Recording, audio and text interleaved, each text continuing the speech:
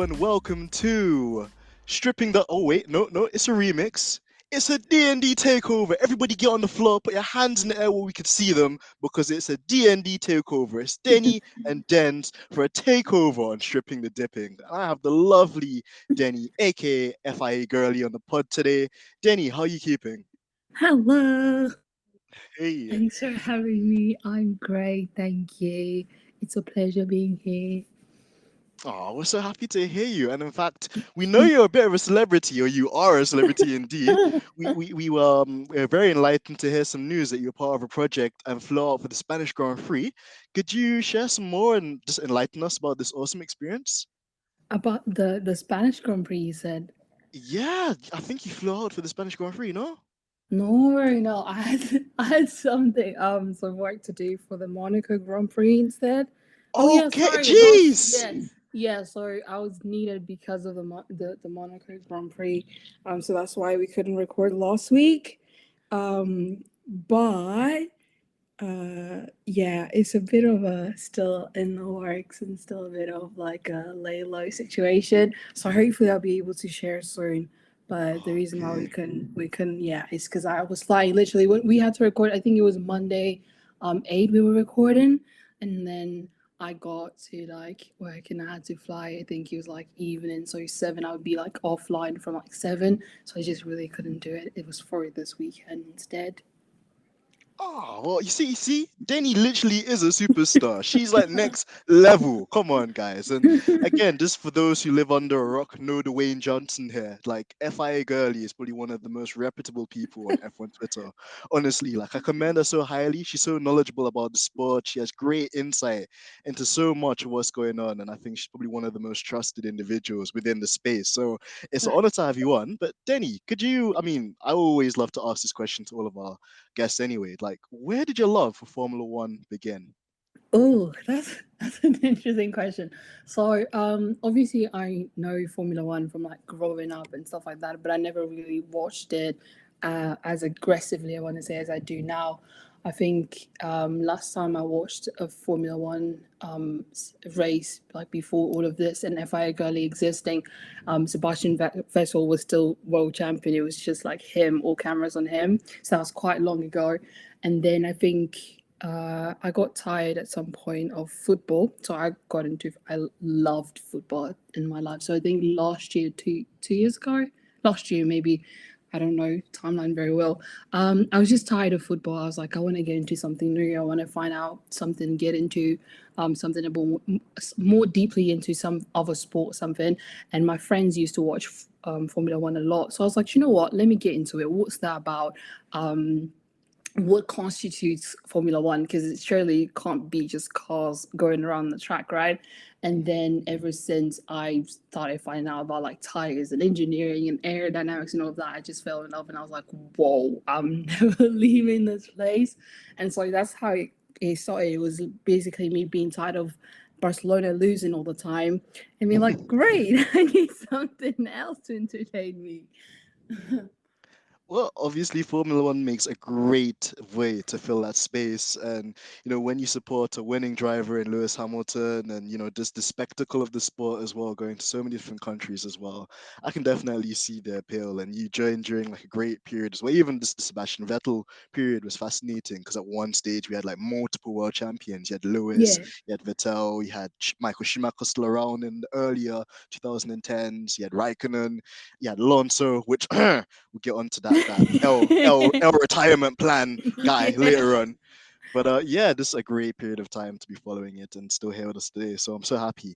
Where I'm not so happy is now I have to go through the disastrous monstrosity that was the Monaco Grand Oh, Prix because tell me about it. tell me about it. Just like I picked such a bad weekend because I feel like I would have loved being in the Spanish Grand Prix coverage. It was like, yeah, we were faster than everyone. We're doing it. The car's back, and now we're just here like, oh, Deni's in for boring race. Come on, guys.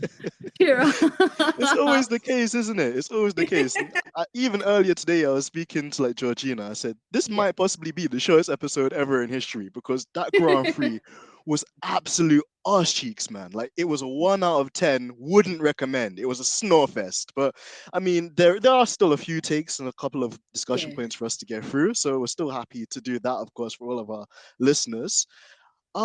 Denny, let's start with the big elephant in the room. What are your listen. thoughts about this most recent race that we had at Monaco?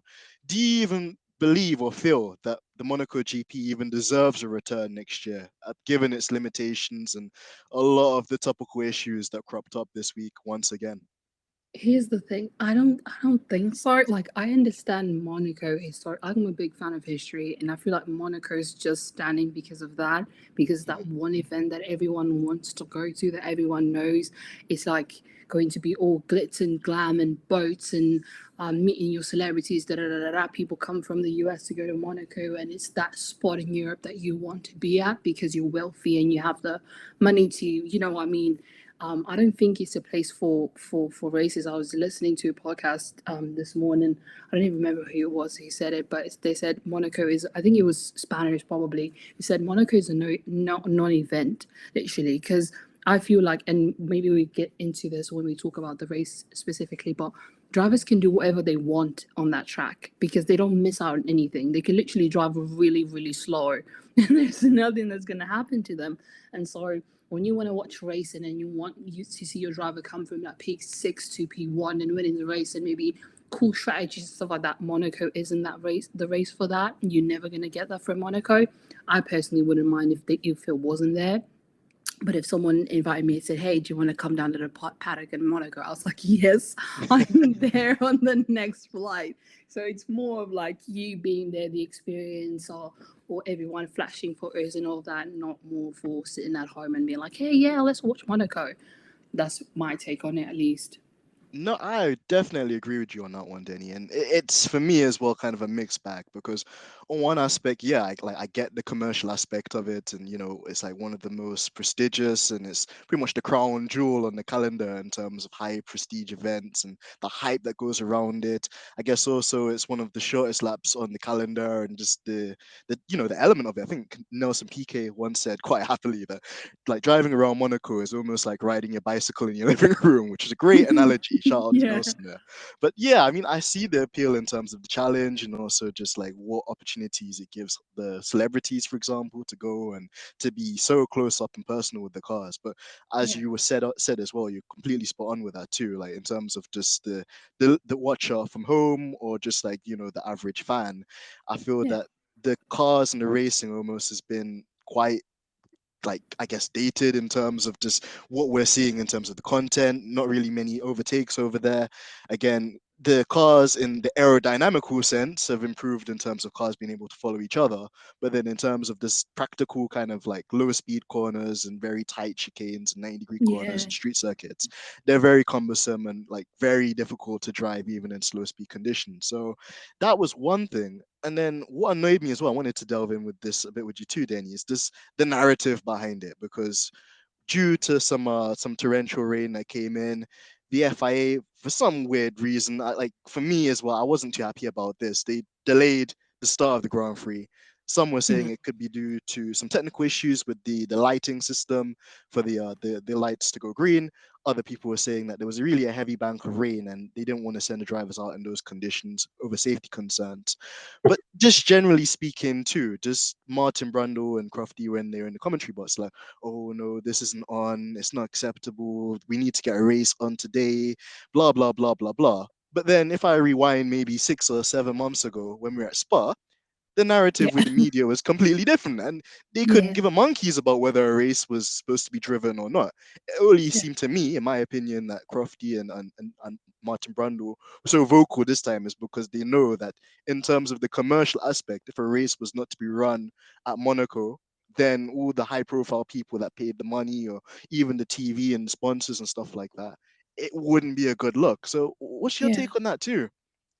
I think where we're standing now, we're kind of a bit like between like a rock and a hard place Mm, because do we want like F1 and FIA to enforce what we've been asking for, or do we want them to continue freestyling as they were, right? So when I was watching that in my head, I'm kind of thinking, well, it's kind of hard to preempt weather in Monaco. That's for sure. Everyone knew that because from coming into Barcelona, everyone was like, okay, it's going to rain. No, it's not going to rain. Now it's raining. And even the rain only came 5 minutes prior to everyone was sitting waiting on the grid, right?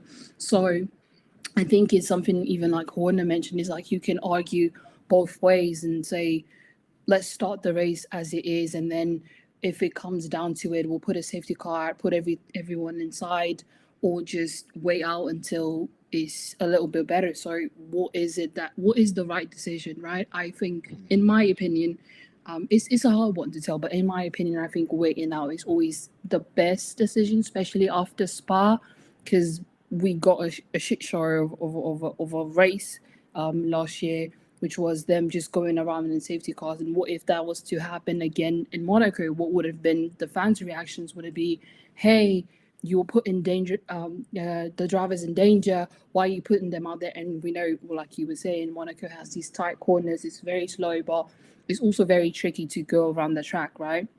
And so it would have been leaving the drivers, okay, yeah, go on, start the race, and then first one is crashing in the first corner or going into the chicane and just missing completely anything in there. Do you know what I mean?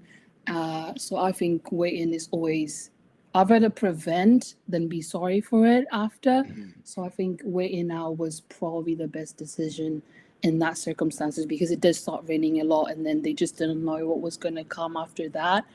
Well, in terms of money, maybe isn't the smartest thing, but we have to think that safety is paramount. And if safety is paramount, then we need to put everything aside and be like, hey, okay, these are drivers that might be in danger if we put them outside on a wet track, especially in Monaco. Do you know what I mean? So I think, Absolutely. yeah, I wasn't too fussed about it, honestly. Sure. And just to go on to the next question, because we go from pain to more pain. What was your take on Mercedes this week with the W13? Because I mean, we had some Uh, upgrades come through at Spain. In yeah. Barcelona, the W13 seemed to finally get its check in place. You know, it stopped porpoising and twerking all over the place and seemed quite compliant. But then Yeah. obviously you take that car, you put it on a completely different track where the kinematics are completely different. Obviously, it's traditionally just normally like a public road that's converted for this special event once a year and whatnot too. And it just went from going forward in Spain to being in Monaco with pain. What was your take on this? The trickiness of that car, like even with the upgrades, and from a technical point of view, like did you anticipate that maybe Mercedes would have some of the issues that they had earlier on in the year, like prior to the upgrades? Honestly, I didn't. And I didn't because of how not just how Spain went, but specifically how the team reacted to going into Monaco, and it was kind of like, okay, yeah, we're coming in, we're bringing in some parts that we have in the pipeline, we're doing some work on this. It's just the slow corners that we need to work on because obviously, Barcelona is a bit more fast. You don't need as much downforce as you have in Monaco, right? So you're thinking, right, they only need to work on the slow speeds, and they know that they have that on their works, right, in their pockets, because Chauvelin's hardly telling you that everything's working fine now. The bounce is gone. You're seeing these graphs on F1. So there's no way you can look at the performance in Barcelona and say the fastest cars aren't going to go perform well in Monaco. And in my opinion, it wasn't even underperforming because the cars were fast, right? It's just little mistakes that started costing them a lot more than what we would have expected, in my opinion. So, see, Sure. for instance, the mistakes that Loris made in qualifying shouldn't have been there. And maybe if we look at sectors and he wasn't improving in this and that, but a Strat 16 isn't meant for a one shootout lap in Monaco. That's a huge mistake you're losing there. And Strat 1 doesn't even have the ERS help, so he didn't even have battery when he's running these laps. And he only realized after, and then he's not able to finish his overlap because of the crash and all of those things. So these small mistakes start costing even the third fastest car position on the grid, right? Because if we look at George, his position was specifically in relation to where the car is right now. And then when you look at the race, you do see Lewis doing fastest laps when he's on slicks. You do see him with much performance when he's in the intermediate tires and all of that. So I don't think the car underperformed to a level where they're like, oh my gosh, where did that Barcelona thing come from? It's just that in Monaco, it's not as representative because the cars are much closer. There's not much overtaking to do. There's not a lot of straights for you to see that straight line speed and all of that. And so I don't think you can take a race like a track like Barcelona and say, oh, look, Monaco's showing that no progress was made, because what comparisons are you doing, right? Which straights are you looking at where you're saying, right, here's the big deficit? Because there aren't as much straights in Monaco. Monaco is a bit more technical in terms of we need that downforce package to work, and we can't have it. You just can't cut down the body work, right? You can't have the small wings, spoon wings, and all of that. So I don't think Mercedes massively underperformed in the sense where we need to be so dramatic and think, oh, we're back to square zero. But I probably was expecting them to capitalize a bit more of their position. I know George did. I don't think there was much to ask from him specifically. Where did he finish? P5? Yeah, P5. P5, exactly. So Lewis was basically just caught up in mistakes.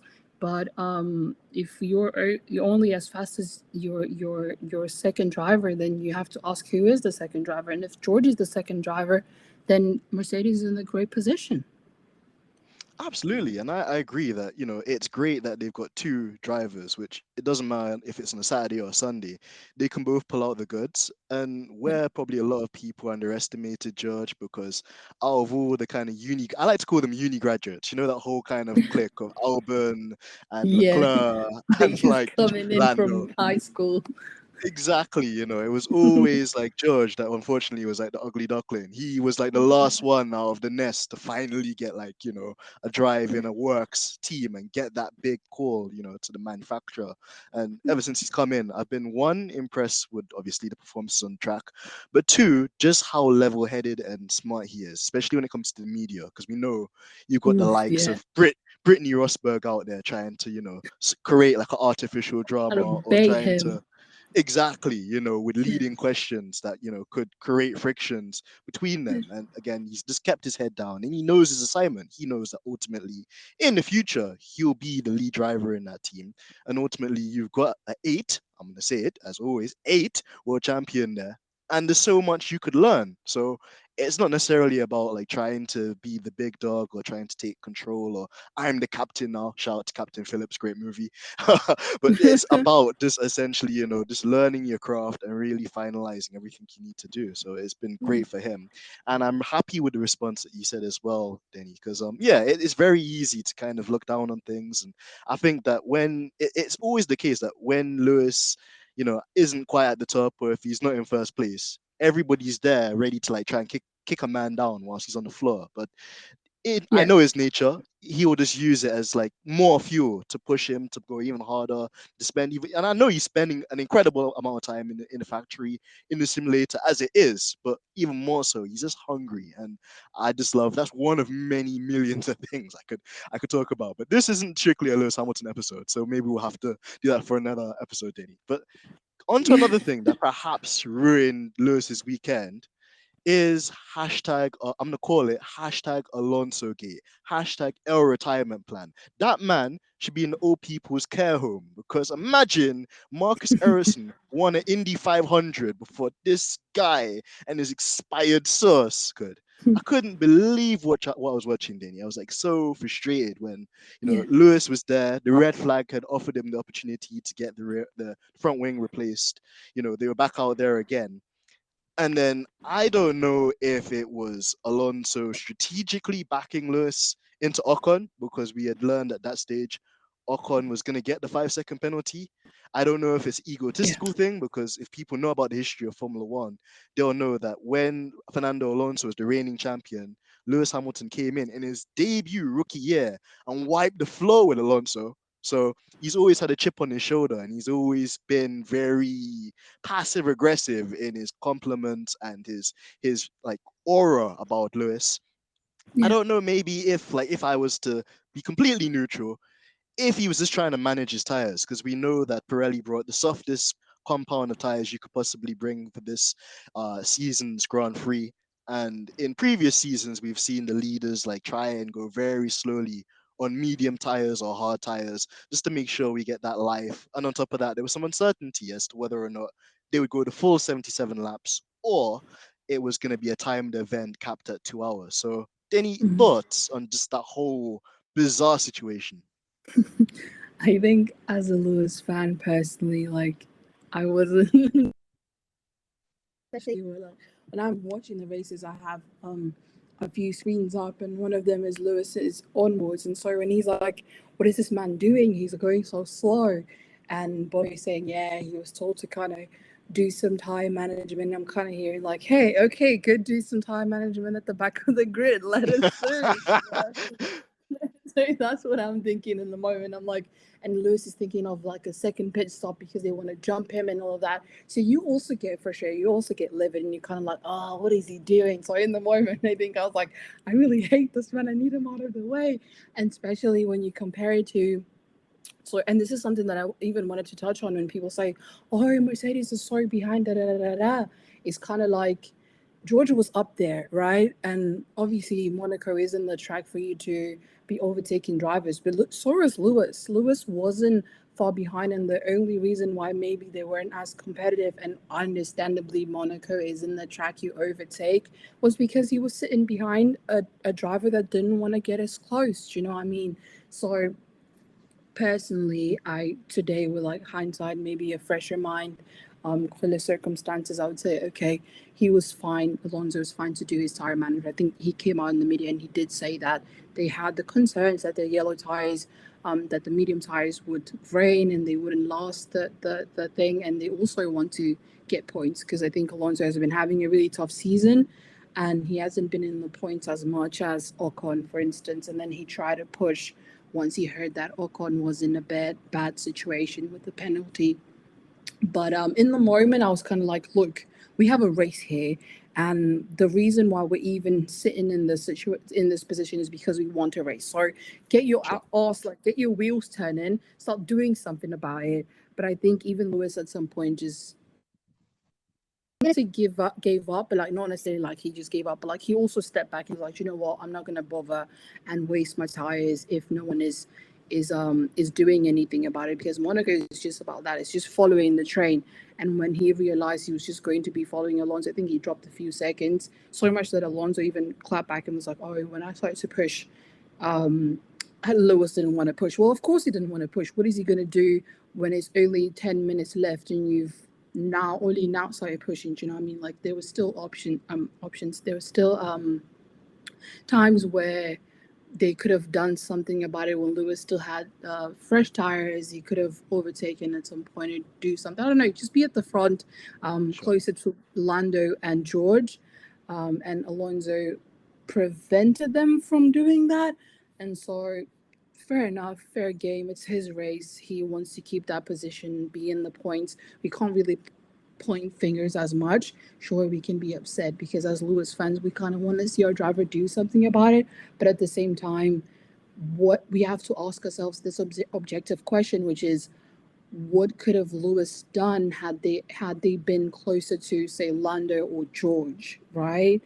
Was that going to allow him to overtake? Was that going to be just the same situation? If that makes sense, if that's a question even worth asking. But I think it wouldn't have changed much. Maybe coming on top of Alonso would have been ideal, but sitting behind him regardless, I think even if he was going faster before, wouldn't have changed as much because, as we know, it's Monaco, and we saw what happened between him and Esteban. He almost couldn't pass, and he got damaged, and maybe it could have even been worse with someone that probably has a vendetta against Lewis.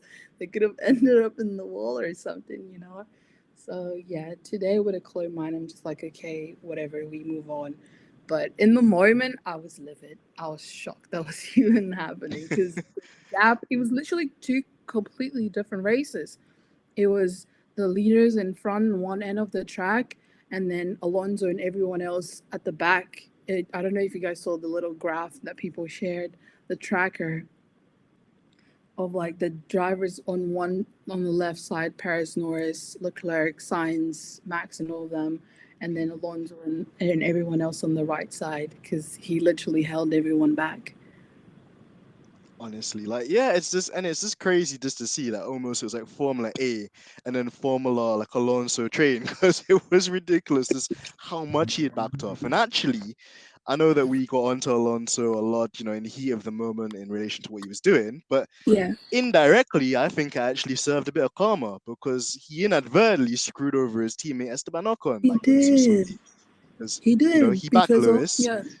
and then obviously Lewis had nowhere to go, so basically Ocon was catching him, and then Yeah, Ocon couldn't really overtake Lewis, and then he was yeah. getting caught up by like the likes of what do you call it, Sebastian Vettel and Gasly and those guys towards the rear of the pack as well. So yeah, like I don't know if that was the aim, but if that genuinely is the case that he was trying to do something a bit clever, clearly it didn't really work out for Alpine. I think Generally, it only yeah. worked out for him.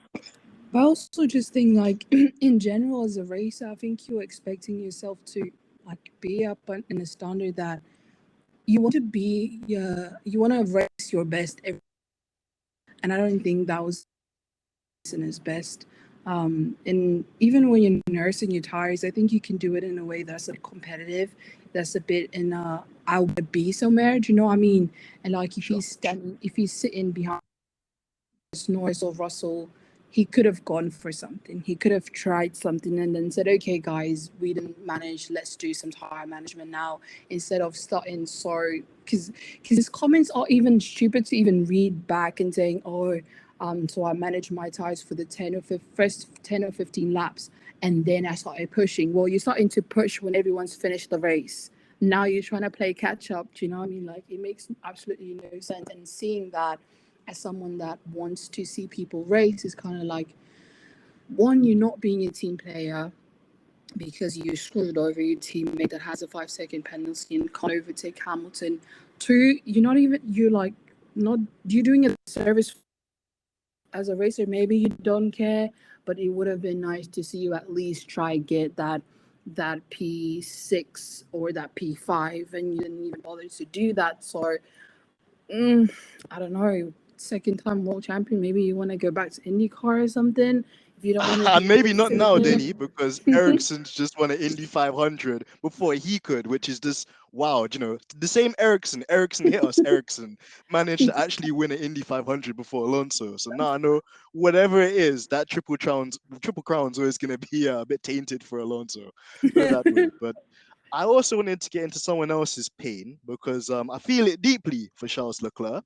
I thought that Oof. maybe Nicky Lauda would be in the sky and perhaps banging some judge on him for crashing his Ferrari, his classic Ferrari, I think That was so 312 sad. That at the was so Monaco historic event a couple of weeks sad. ago. But yeah, just again, Ferrari just imploding in great effect because Oh, they had it covered, Denny. I mean, if we think about it, they rock up to the circuit. They seem relatively competitive throughout all the practice sessions. Then obviously you have qualifying. Ferraris seem to be at least 2, 3 temps faster than both Max and Perez. In fact, I actually think that Perez was the better driver of the two Red Bulls this weekend. He really seemed to yeah. react to the previous events, which we'll touch on in a bit. But again, everything's going swimmingly for Charles Leclerc. And what I wanted to ask you, Denny, was does he have a right to be angry with Ferrari over the pit stop strategy error or blunder or you could say less optimal call they made? Or if you flip the bottle and you look at it maybe from a different view, does Carlos Sainz maybe deserve more credit for going against the team and using more initiative? Because Ferrari, if people remember, actually wanted both Leclerc and Sainz to pit for Inters. And actually, it was Sainz. I'm pretty sure he was looking at Lewis Hamilton's race in 2016. He was like, the track's going to Yeah. dry. There's no more rain. I could easily save myself a pit stop if I just manage my wet tires and just come in for dries, which it almost worked, but it didn't. But because they did that, it then meant that basically Charles pitted, Sainz stayed out. Everybody that went to intermediates was catching Sainz, meaning that Yeah. he was still ahead of Leclerc. And Yeah. then when Ferrari pulled the trigger, it essentially meant they had to double stack, which then put Leclerc, which was leading the race and hadn't put a foot wrong up until that stage, kind of on the back foot. So, what's your assessment of that? And have Ferrari got it wrong this week? I think you can do both. I think you can accept that Charles can be upset and praise Carlos for what he did. There is a very fine. I think we need to start maybe asking ourselves the question as, are Ferrari really fit to be at the front when it comes to calling for strategies? Because it's today we're able to see a bit more in a clear view because they're at the front, because it's Leclerc that's leading, because they have they had the championship in their hands with the strongest car, the fastest car out the bat. They didn't have to do many upgrades in there. But Ferrari has been doing, like, they've been bottling strategies for a while now. People have been losing, like Leclerc last year lost his position to Sainz because of bad strategy calls from Ferrari. If you argue with any Charles fan, you're like, oh, Charles is underperforming, they would put the blame on Ferrari. So they have been struggling with strategy calls for a while now. It's not just now that we're only seeing them because now they're in the spotlight. But I think Charles has all the right to be upset at that strategy call. Because essentially they lost the race twice for Leclerc. It wasn't just that one instance. It was first, they were first too slow in responding to Perez's pit stop because Perez started very early, I think lap 16, if I'm not mistaken. And so they should have reacted right after, because those inters, Gasly had shown that those inters were walking really, really fast. He was overtaking everyone else. And so once you see that data, because also the cars don't have the data, right? Charles doesn't have data. And I think there needs to be that mutual understanding between the teams, that even though he understands what's going on with the car in the moment and he's feeling the tires and all of that, he can't see what's going on behind him or in front of him. So you need to help as a team. And so seeing Gasly overtaking everyone and the interns working really well, they should have said, hey, come in right now, like either the same lap or a lap earlier, and say, hey, let's do this change. And that's when they first lost it, because that their pit stop was lap 18. So 2 laps later was absolutely, it was just not ideal. It would have, it didn't work, right? And then the double stacking also, oh, right. So when they did the pit stop, when they realized they did the pit stop late, what they should have done was leave Charles out. So they lost it in those two instances. One, they didn't react to Perez in the right time. Two, they put him on interns, right? Because those interns didn't even last 3 laps, because I think he pitted like lap 18, and then lap 20 he was already doing his in lap, and that's when they realized, okay, let's double stack. Oh, no, no, no, no, no, let's not double stack, right? In, out, out, out, out. So what are you doing? Right? Like, Yeah. even listening to myself saying that, I'm also thinking, what are you doing? Do you not have the data? What are you trying to tell me? And that double stack, obviously, Sainz in lap was absolutely horrendous. He was so slow. You could see in the video that he's waiting, Charles is waiting a few seconds there. And so those two instances were very poor judgments from Ferrari as a team, and from a team that is trying to get the championship back, and from a team that has a driver that finally gets to start the race, has the pole, has the car, and you bottled it. You didn't do it right. You didn't do the right call for your driver. You didn't do him any justice. And now he's not just in second or third, he's out of the podium. He's out of that contention for any possible grasp in of his own championship. So I think Charles, has all the right to be upset at that. He deserved a bit better attention because he was the one who was meant to win that race. He had the pace, he had the car. But also we can definitely clap for Sainz for being like, hey, here's what we're gonna do, right? Which at the end worked for him if it wasn't for Latifi holding him up. But I think we should definitely clap for Sainz for being these tires are going to be finished, but we can definitely wait a bit longer because nothing's going to happen. In Monaco, we know how it is, because we saw Verstappen stopped for interns, but didn't have any advantage on Sainz from lap 18 to lap 21. So he did preempt that decision being the right one, and we could definitely clap for it. We should clap for him, actually.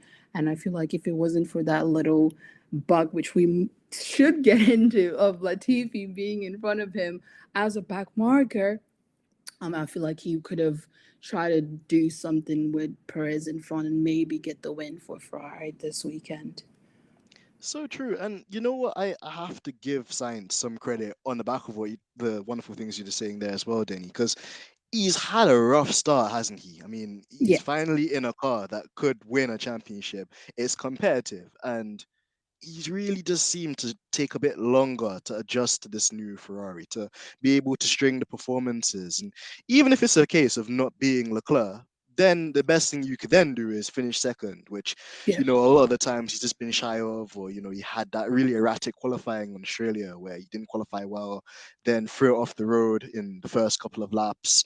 And he's been here or there, but, to take the initiative and to take things into his own hand, I think was very Schumacher-esque when you're talking about Ferrari and the Yeah. history of just like bottling things. And just to round that particular discussion point up as well, Denny, do you think it will change at Ferrari? Do you think it has to change? Because ultimately, this is probably the best shot at a title they've had in years. But yet, it does seems to happen over and over again. And I know we referenced the Leclerc kind of in and in, out moment on the race. Yeah. But it even happened during free practice because, I mean, there's a situation where I think it was Mick that broke down in the pits. So somebody was blocking the pit lane entry. So they red flagged the session. And essentially, they themselves didn't know whether or not you could basically bring a Yeah, he car had a into the pits. question. Yeah, he was like, question. So what do I do here? Like, what? He's like, stay out. No, no, no. No, come Yeah, in. he's like, no, listen to me. I think he's also getting fed up because I heard the radio. He's like, listen to me, listen to me. There's a X here. They're not letting me in. Like, okay, stay out then. No, yeah, but I think that was like that was a different circumstance. I don't think they've ever been in that situation. Well, maybe not ever, but like not Sure. in recent years at least, where they just put a red flag and the pit lane closed. I think that we need to cut them some slack in there. But yeah, I think when you look at Ferrari, when you look at a team that has such a strong car, because think about the pace the Ferrari has. No car should be able to touch them and be a threat to them, especially not in Monaco, where all you need is a track position. You pit once in Monaco and you're good to go. Your tires are going to be alive. And well, we had a little rain, but that was still not as much of a hiccup for you to make such huge mistakes with a win. So when you have a car like that, you need to capitalize off it. You need to run away with the championship. I know if Lewis had a car like that, you wouldn't see him. Like, you wouldn't even be thinking about contending for a championship if that car was in the hands of Mercedes. And so I think Ferrari needs to do some introspection, sit down and be like, hey, how are we going to do things from here? Because this championship is running and Max is ruthless. He does not care. And Red Bull don't care as well. We saw in Spain the calls that they made when CHECO was clearly ahead at some point. They were like, hey, no, we want Max to win because we need these points. And maybe that is the mentality that Ferrari needs to start getting as well, to be a bit more ruthless and be like, our driver is slowly losing the lead, and at some point he won't be able to regain any of that ground that we're messing up here. So how can we start being a bit more proactive and less snooze? Oh my gosh, come in. Oh my gosh, no. Because you can't afford to do that, right? You can't afford to be missing on these things when the other team is capitalizing every single time you miss out, because they're there to pick up your pieces. So I think they need to have a conversation. They shouldn't even have a week off. They should go straight into the brief and be like, okay, how do we do this? Because even looking at signs, I think it's still very risky that you try. I think there needs to be a balance between driver knows how they feeling and you go, okay, but we have the data and we want to tell you this is because look at Lando, for instance, and the infamous race that no one is going to let him forget when he didn't pit for engines. He made the call, right? So essentially, he did the same thing as Sainz, but the team knew something he didn't know. Right? He's just focused. I want to win. I want to win. I'm holding everyone back. This is my first win. He's hungry, power hungry. He wants to be at the front. And it's always going to be the same thing with every driver. But there needs to be an objective mind that comes in and says, hey, I know your tires are feeling fine, but we need you in the box now. Otherwise, you lose positions. Otherwise, this happens, or otherwise, you're not going to be able to regain that position, blah, blah, blah, blah, blah. So I think that is the one thing Ferrari needs to assess thoroughly, which is we understand that the car is able to do whatever you want it to do. But when we look at data, we are certain that in this lap you need to come in. We are certain that in that lap you need to go in. And that is the one thing for me that misses out a lot. And Charles seems to be the unlucky guy because nothing else is going wrong with Charles. He drives it well. He's adapted to the car well. He has the racecraft. I mean, we saw him basically school Verstappen at some point in the earlier races. So he has everything. He just needs that team that is certain of what they're saying and the calls they're making and saying, hey, okay, we missed one opportunity. We can't miss the second one. Right? Why are we double stacking someone and making him lose two positions?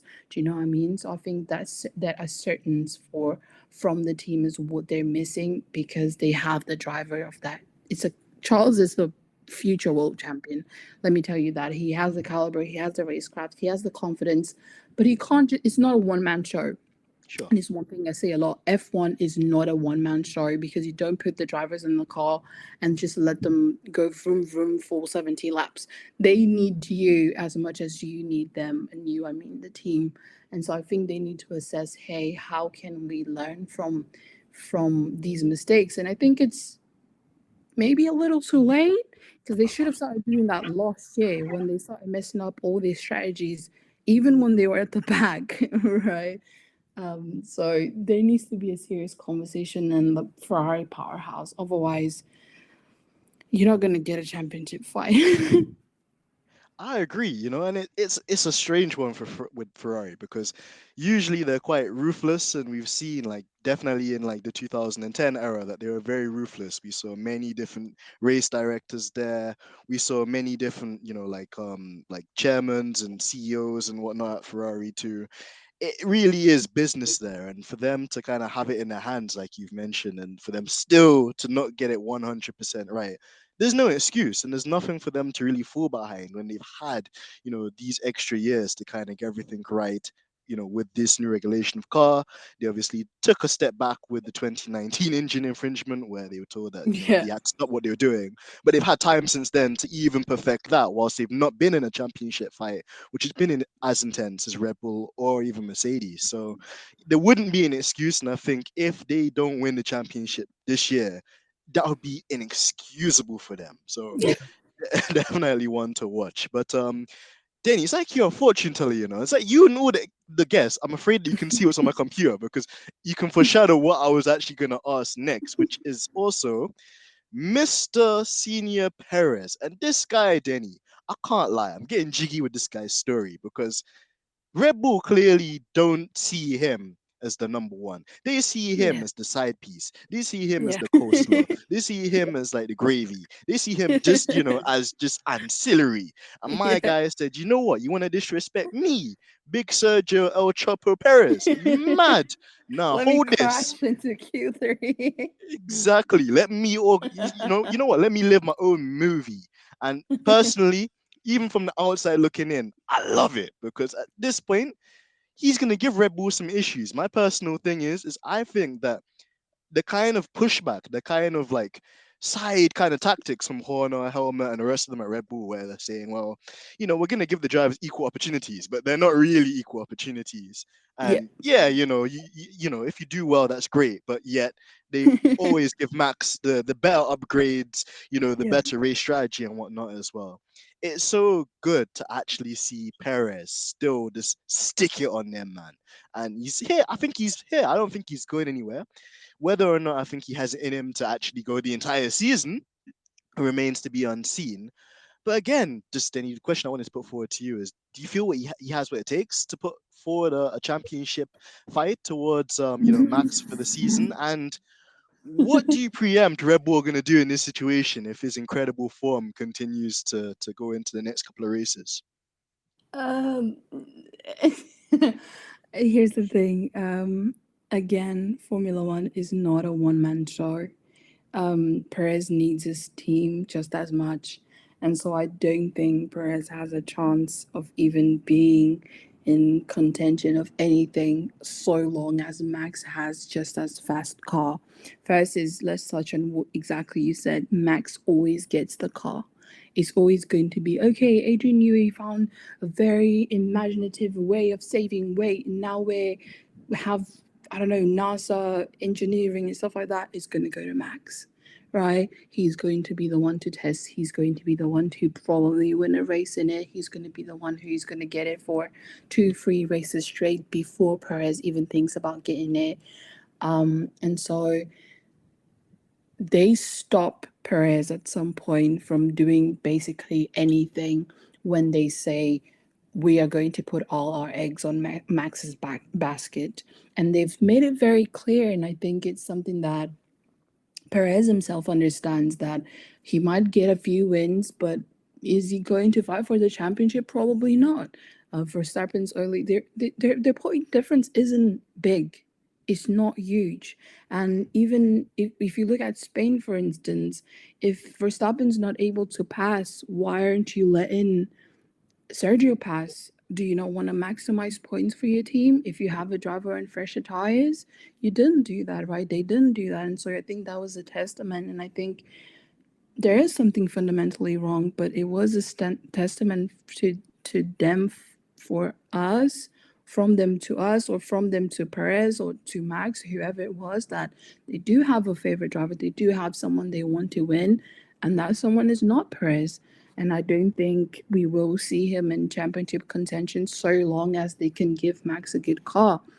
Monaco was an outlier because Perez was great in the car. It wasn't just because Max wasn't there in front and he couldn't overtake or any of that sort. Perez was great the whole weekend, from FP1 all the way through qualifying, all the way through the race.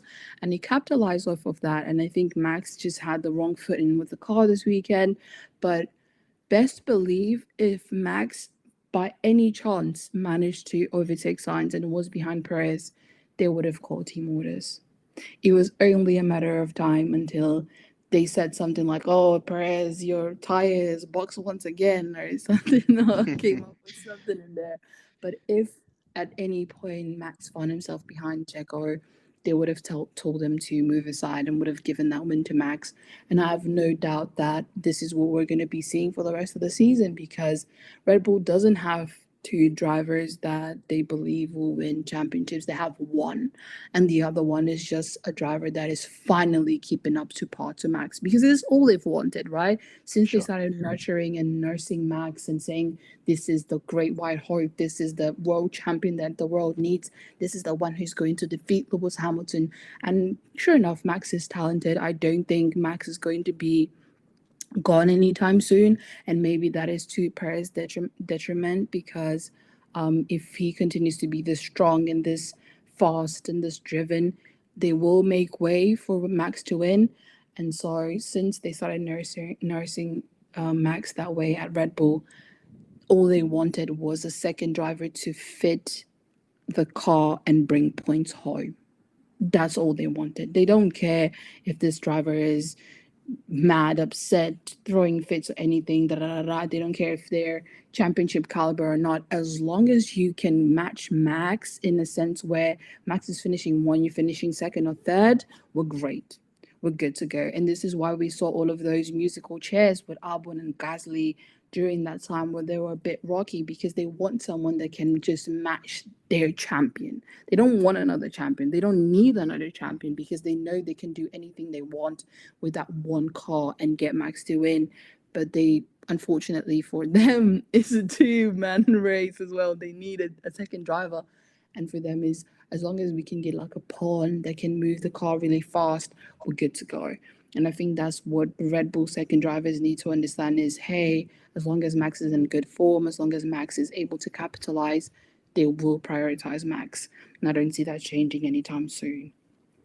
Exactly. And, it's poignant because I really like Perez. He's the good guy, I think, in a very bad Yeah. bunch of people at Red Bull, Yeah. and like just how much you could see every time how much it means to him, probably the things he's seen in life. And even when he's on the podium, I think he shed a tear because it's like Yeah. people are telling him you can't do it, or and it's not that he can't do it, it's just that he's not needed to do it, like you mentioned, Mhm. because they already have Max. But Exactly.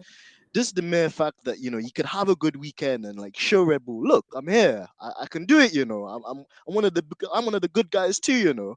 Don't forget Yeah. about me. And And he's just been doing it since. Like this, these aren't his first wins. He's been doing it since he was in Racing Point, and he's been capitalizing. And we know when Perez has a good weekend, he has a really good weekend, right? And so there's no let them race philosophy at Red Bull. It's let Max win philosophy. And when yeah, Max can't, we want you to. Do you know what I mean? And I think that's what hinders, that's what stops that development for a driver is great. You have the car, but what can you do with the car? There is a ceiling, there is a cap performance there that they stop and they're like, sorry, we want the other one to pass. So can you're not in the strategy anyway. So make way, please, So, and also you listen to the frustration of him going, hey guys, I have fresh tires, please let me pass. Why aren't you letting me pass? Why can't he just make way? And sometimes you can even pretend like if it wouldn't have changed anything if you had put Perez passing, try to pass George, because at the end of the day he wasn't in the winning strategy. Max would have pitted again, he would have been on fresher tires. But mhm, at least you gave your driver a chance. Do you know? At that's least you exactly it. yeah, at least in those 2 seconds where the DRS wasn't working and Max couldn't pass, Georgia could have said, "Yeah, Max, make way, let Perez go for it." At least when you give candy to a baby, it's not even open. You making them stop crying just because Yeah, they're throwing a fuss. You could have just done that. You could have just pretended that at least you care. Here, have your 2 seconds of shine. Try to pass George, and then Max comes and overtakes you. I think Perez would have been a bit more satisfied with the opportunity that he was granted by the team versus not letting him pass when he had fresh tires and then saying, "Oh, give way because you are not in the winning strategy." Because he himself said it wasn't fair, but okay, there's nothing we can do, right? And so you have to feel for him because he's an outstanding driver. I think he will still show us a lot. Like right now, fun fact, he's the most successful Mexican driver in Formula One. Uh, way. yeah, so that's amazing for him. And I think from here on forwards, anything that he wins is one more record, one more record, one more record. And it's amazing to see him thrive.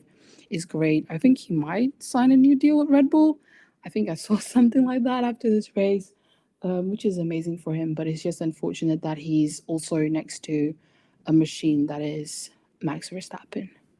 Absolutely. And listen, guys, like, whilst I think, like Denny said, it's a bit unfortunate that he's just capped by the scenario. I'm here for it. If he wants to beat that flipping fake golden boots, flipping 2 carat boots, Wembley market boots, like Yeah. fish lips looking Max Verstappen kid, and give Lewis Red Bull a Hamilton headache. 2016 era, villain era.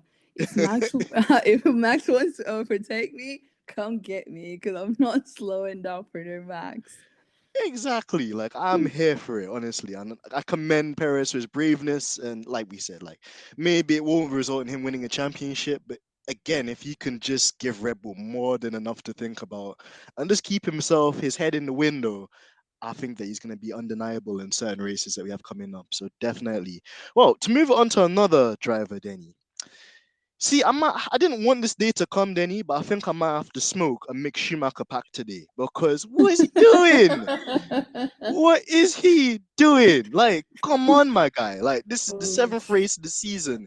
This is the second season he's had in Formula One, second season merchant. Because everyone likes to say, oh, he does better in the second season. He's a bit of a slow learner, but because he's Michael Schumacher's son, I'll give him. Nah, man's not having that anymore. I'm done. I'm finished. His source expired. We need to talk the about sauce Denny. expired. His No, source expired. he's not doing it. He's not cutting it. He's not meeting expectations. And I think the one thing that has needed was the driver to show that the car works. Maybe Mazepin just wasn't doing enough because Kevin got in that car after being out of Formula One. Yeah, he started showing it. He started bringing it, and you're not seeing Kevin cut slack. Like, you know what I mean? Like, he's up there. He's in front when he's able to qualify in front. He's able to qualify in front and hold his position. And maybe Spain was unfortunate. I'm glad my driver was able to recover. Spain was unfortunate, but it's not like he wasn't a bad route, you know. And so now people are starting to see, okay, maybe Mick was only doing good because the one he had to beat was ass shit. Right? And now that you have someone of some strength, some good caliber and some racecraft, now you're seeing that maybe not every son of a fish can swim as well. Maybe some drown and die. Maybe some don't make it to shore or something. And yeah, ooh, the sauce expired. I don't even know Because what to say. no, but it's true, Denny, man. Like the guy is just like, yo, like it's not that hard. It's not. It's really if you're not gonna score points, at least give me a Finish. finish. Give me something. Like Denzel Washington said, we're leaving here with something. This guy don't leave with nothing. If Yeah. I told Mick Schumacher to go and rob somebody's house, he'd leave there with no points. This And who guy. was that? I don't even remember who he did it with. Was it Albon? I think that he just like passed them and hit them or something like that. Like, what are you doing? And I think I saw it Exactly. on Twitter. People were like, "Hey, he pretended like this guy wasn't there," and everyone's like, "Oh, okay, now Mick's on fraud watch now." I mean, as he should be, because what were you expecting? Talking about, oh, Carlos Sainz just a seat warmer. Seat warmer for who? For this man that's not even finishing the races? Come on, like, let's be serious. Let's get a bit serious. And that's the thing, then he like this guy, if he can just do an average job, because this is the thing, like Ferrari could want a situation like Red Bull where they have one amazing driver like Leclerc, and then Yeah. this one subpar driver that does enough. But this guy, like, he's not making no good case. If I had to defend this guy in court, I have no case. The case would be dismissed Yeah. before I even get to the courtroom Yeah. because No. this guy is guilty. Man's on fraud watch, like you said. Like, he needs to Yeah. do better, man. Come on. How are you the only other driver on the grid besides Latifi, the other fraud I'm gonna cook later today as well? How are And what you the is only even guy? happening? Doesn't Like, what does he even, I don't even see him in press conferences enough to know what he says. What is he blaming this on? Is the car drivable? You can't really say that, can you? and Because Magnussen's he's doing it. exactly. And this is why, like, I feel like everything for me just rounds goes back to Lewis because everyone's so quick to say, oh, George is finishing top five. Why isn't Lewis? Well, look at other drivers as well, right? Why isn't Mick getting the same criticism? Because Magnussen's finishing, he's getting points. Why is your other driver crashing? Right? Let's talk about that. Let's start these conversations. Why is the supposedly Ferrari guy that's supposed to go to Ferrari now not even able to drive a Haas? You think he's going to be able to handle a Ferrari?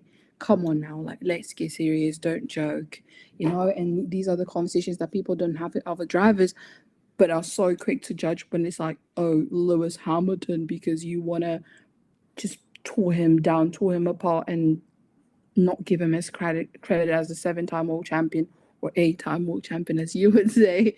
And so, yeah, he's Mick's just not cutting it. He's just not doing it, and maybe leave him out sometime soon. Count him out. Denny is looking funny in the light. I'm telling you, he's looking funny in the light because, like you said, and people who talk about Lewis, they don't have no business putting Lewis in their mouths because at least Lewis has achieved stuff in Formula One. At least Lewis is the Exactly. greatest driver of all time. At least Lewis has done things for the sport and no one else sees it to do even today. But Mick now, my guy's just living off his dad's last name. And it burns me, Denny. It really hurts because the guy, you see, with Mazepin, it's easy to slam him because he wasn't a good guy anyway, and he's very arrogant, Yeah. and you could see Yeah. that rich kind of daddy's boy mentality. Mick doesn't strike me as that. He seems as somebody that's willing to take Tough stuff forward puppy. and move Yeah. forward. But nah, I can't look at the blonde hair and the green eyes. I'm not Hitler. Man's not here The to look blue at that. eye.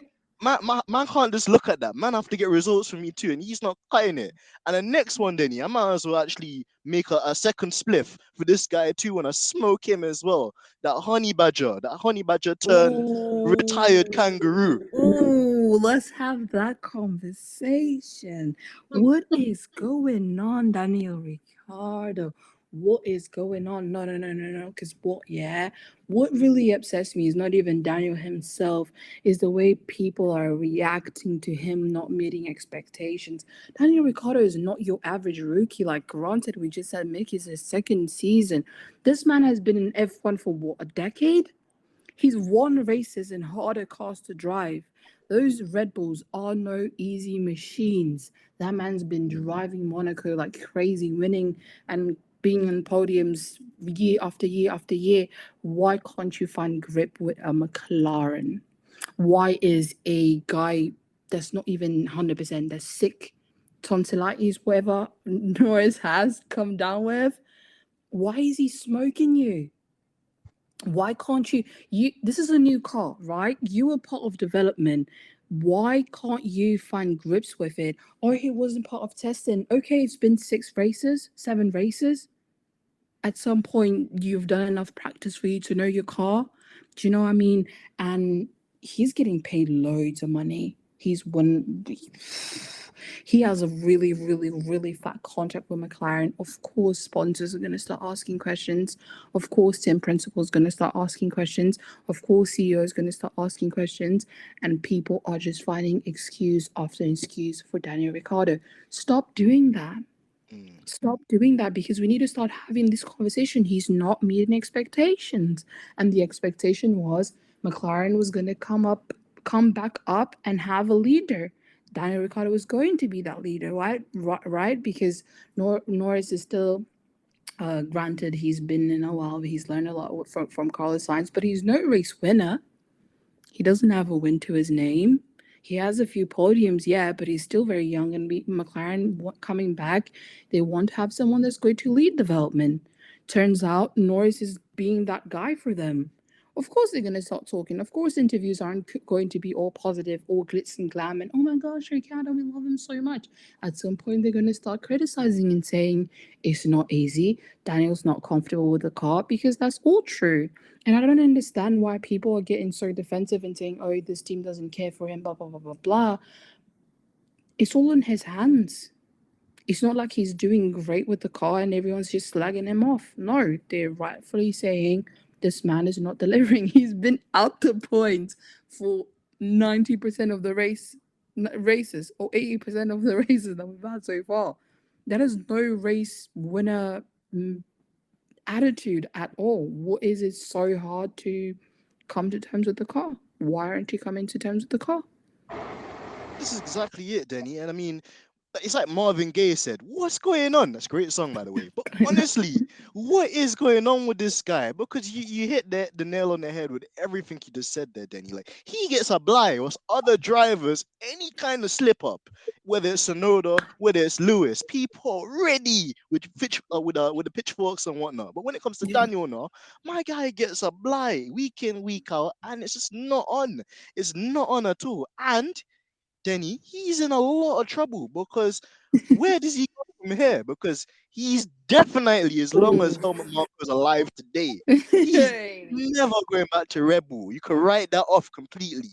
Ferrari have no business taking him, because if they were going to take him, they would have taken him when he was like, like basically putting himself Splash forward, around. but they Yeah. decided to go for science. So that Yeah. wasn't an option either. Then obviously you had obviously Mercedes, and again, why would Mercedes take, like Ricardo when they could be more ambitious and they could go for a driver like Lando? They could go. I mean, again, I think Sebastian Yeah. Vettel's past his best years, but even to me, that actually might be a better shout than Ricardo. At least Sebastian is trying something. At least Sebastian's getting points here or there. Yeah. At least Sebastian's being his teammate on most weekends. Like, where does he go? Because he's not going to get another seat at the top. I Nope. think as much as Zach Brown wants to love him, wants to think, even he's under pressure because McLaren, with all due respect to them, the sponsorship's been a bit kind of dry recently. They've needed to get back in, from a lot of different places. They've had to diversify, their whole Yeah. stable and try to hand the IndyCar because the Formula One thing wasn't really working out so much, and the extreme E, like the extreme E kind of like sports as well and stuff like that too. So this guy needs to get a grip. And from time Lando Norris, tonsillitis, and them things there, Jeez. Man is shivering, not sleeping, not getting enough sleep, and he's out here P6, P6 Exactly. in Monaco. Dusted Come on, Ricardo. Dusted come him. on. Was he I even on mean, the points? nah, I finished P13 this race. And that bear Again, in mind, no, and bear in because mind, he's been finishing P13 specifically for like the past 3 races, like literally P13, 1-3 every race. I think this is like worth like I think every podcast owner needs to have one specific episode dedicated, and the title should be "Is Daniel Ricciardo finished? Yes or no?" Discuss that because he at this point, what else? Because I think he was given the benefit of the doubt last year. Oh, the McLaren. So I think personally, I was also the one who was like, "Oh, the McLaren's so hard to adapt to. We need to give him time. Let's give him a bit of half of a season." Da da da da da. And then we gave him that, and Monza came. And was like, "Oh, I never left." Blah blah blah blah. And we're all hyped. We're like, "Yeah, he's back. The honey badger. Let's go. He's gonna show how he is. He's gonna help the team develop." And he left again. He disappeared. We didn't hear from him since. honestly, like And a vanishing act. you start asking yourself, like, and be a bit more objective. And I understand his fans. Like, I probably wouldn't be the first one to say, "Oh, Lewis Hamilton's finished. So thank God my driver has 7-time world champions." But I wouldn't be the first one to admit and be like, "Hey, Lewis Hamilton is finished. Maybe he just doesn't have the source anymore." So I understand and I feel for his fans who stand by him still. But you need to be objective as well. And I think this is something I try to do personally as Fiagirly. Put feelings aside, sit down and say, let's analyze the races, right? We understand the first few races, Bahrain, both drivers finished P13, 14, something like that, because there were still brake issues. They still didn't have their parts in. The car wasn't producing as much downforce, da da da da da. But then Norris started performing, right? And you both took part in development of this car. What do you start then claiming that, right? And then, oh, but Daniel doesn't have as much grip as everyone else. Whose fault is that? That is not a building the car thing. That is his setup to work on. That is his car to have a feel for. So if he's coming out and saying, "Oh, I don't know what happened. I just didn't have grip," who's supposed to know? Right? Because when Nora's sitting down in his debrief and saying, "Yeah, well, this happened, that happened, and we just didn't have grip because of this and XYZ, and the rear wasn't working, blah, blah, blah, blah," he's also helping his team understand his car a little bit better.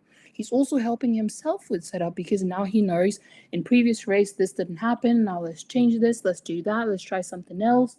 But if Ricardo's coming out and saying, I don't know, who's meant to know then? He's going to sit in your car and set it up, you know? So these are the little conversations that people need to start having is this team wants to be best of the rest. They have everything to be best of the rest. They have the lineup to be best of the rest.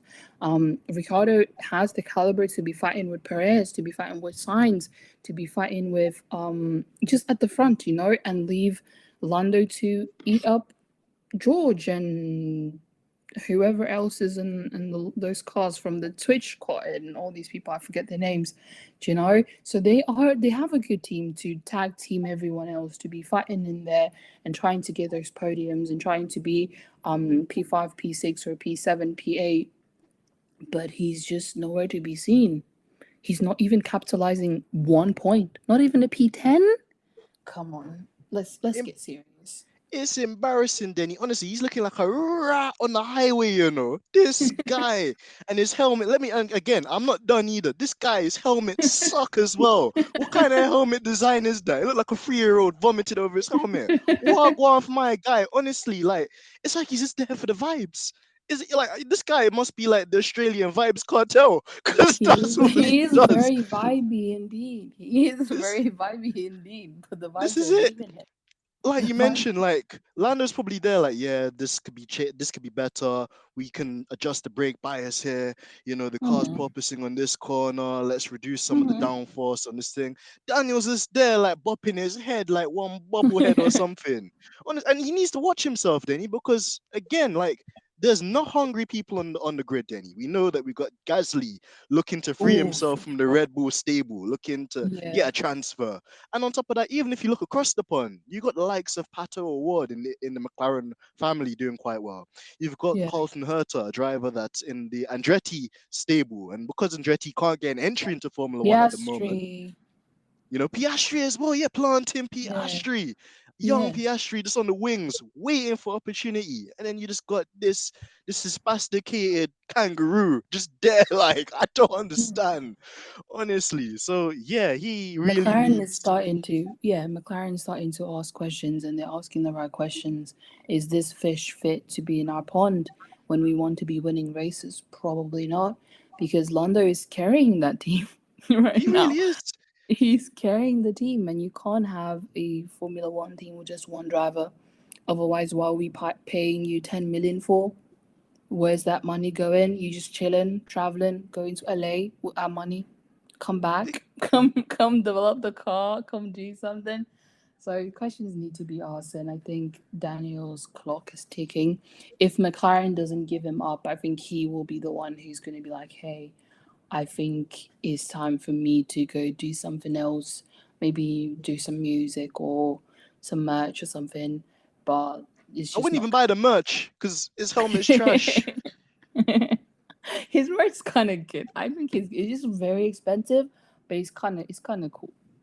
Man, I'm not paying for that. And my guy's like bombing P13s week in, week out. Nah, man, Exactly, laters. exactly. Oh, no, but it was good that we did that. And I'm glad we did it in a light-hearted way too. Because I know that there's a lot of Daniel Ricciardo fans. Please Oh, leave me alone and don't send me any death threats after this podcast. I come in peace. But yeah, we say this thing not from like a place of putting Daniel down. It's because we know he can do better. We've seen him yeah. do better. And right now he's stinking up the place. And it's just not on. And you know, if you want to grill Lewis, cool, but reserve the same energy for other people too. For other Because at least Lewis drivers, has credit in the bank. At least Lewis yeah. has a legacy. Credit in the Daniel bank, Ricciardo- yeah. For a few years, he can bottle one. It's fine. That's okay. But also, Exactly. like, these drivers aren't babies.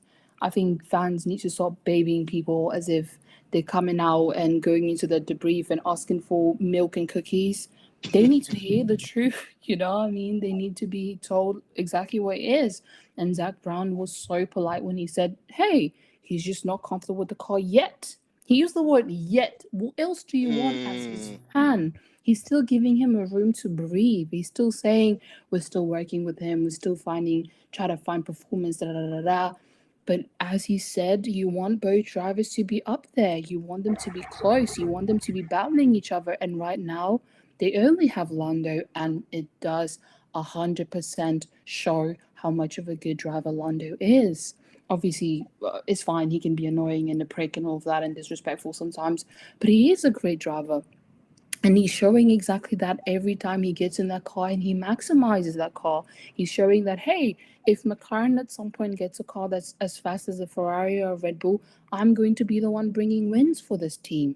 And now it makes the team want to maybe invest more in Lando and little bit less on Daniel, or look for someone else somewhere else that is up to par with Lando and is able to do that. And is the question that we asked for Mick again: if your other driver is able to do it, why isn't Ricciardo? Why isn't he up there? Why isn't he performing the same way? I mean, I would understand at least a P8, a P10. I would say, okay, cool, yeah. 13? get serious. That's Nah, honestly, your Denny, like it's mad. It's real mad right now. And again, I wouldn't be surprised at all if you see a young Pierre Gasly there next year, because yeah. you can tell that it's starting to annoy the team, like, and it's not gonna be the likes of Andrea Seidel that's gonna say it, but at the same time, you could just see that even just the engineer, times when the engineer saying, "How's the car?"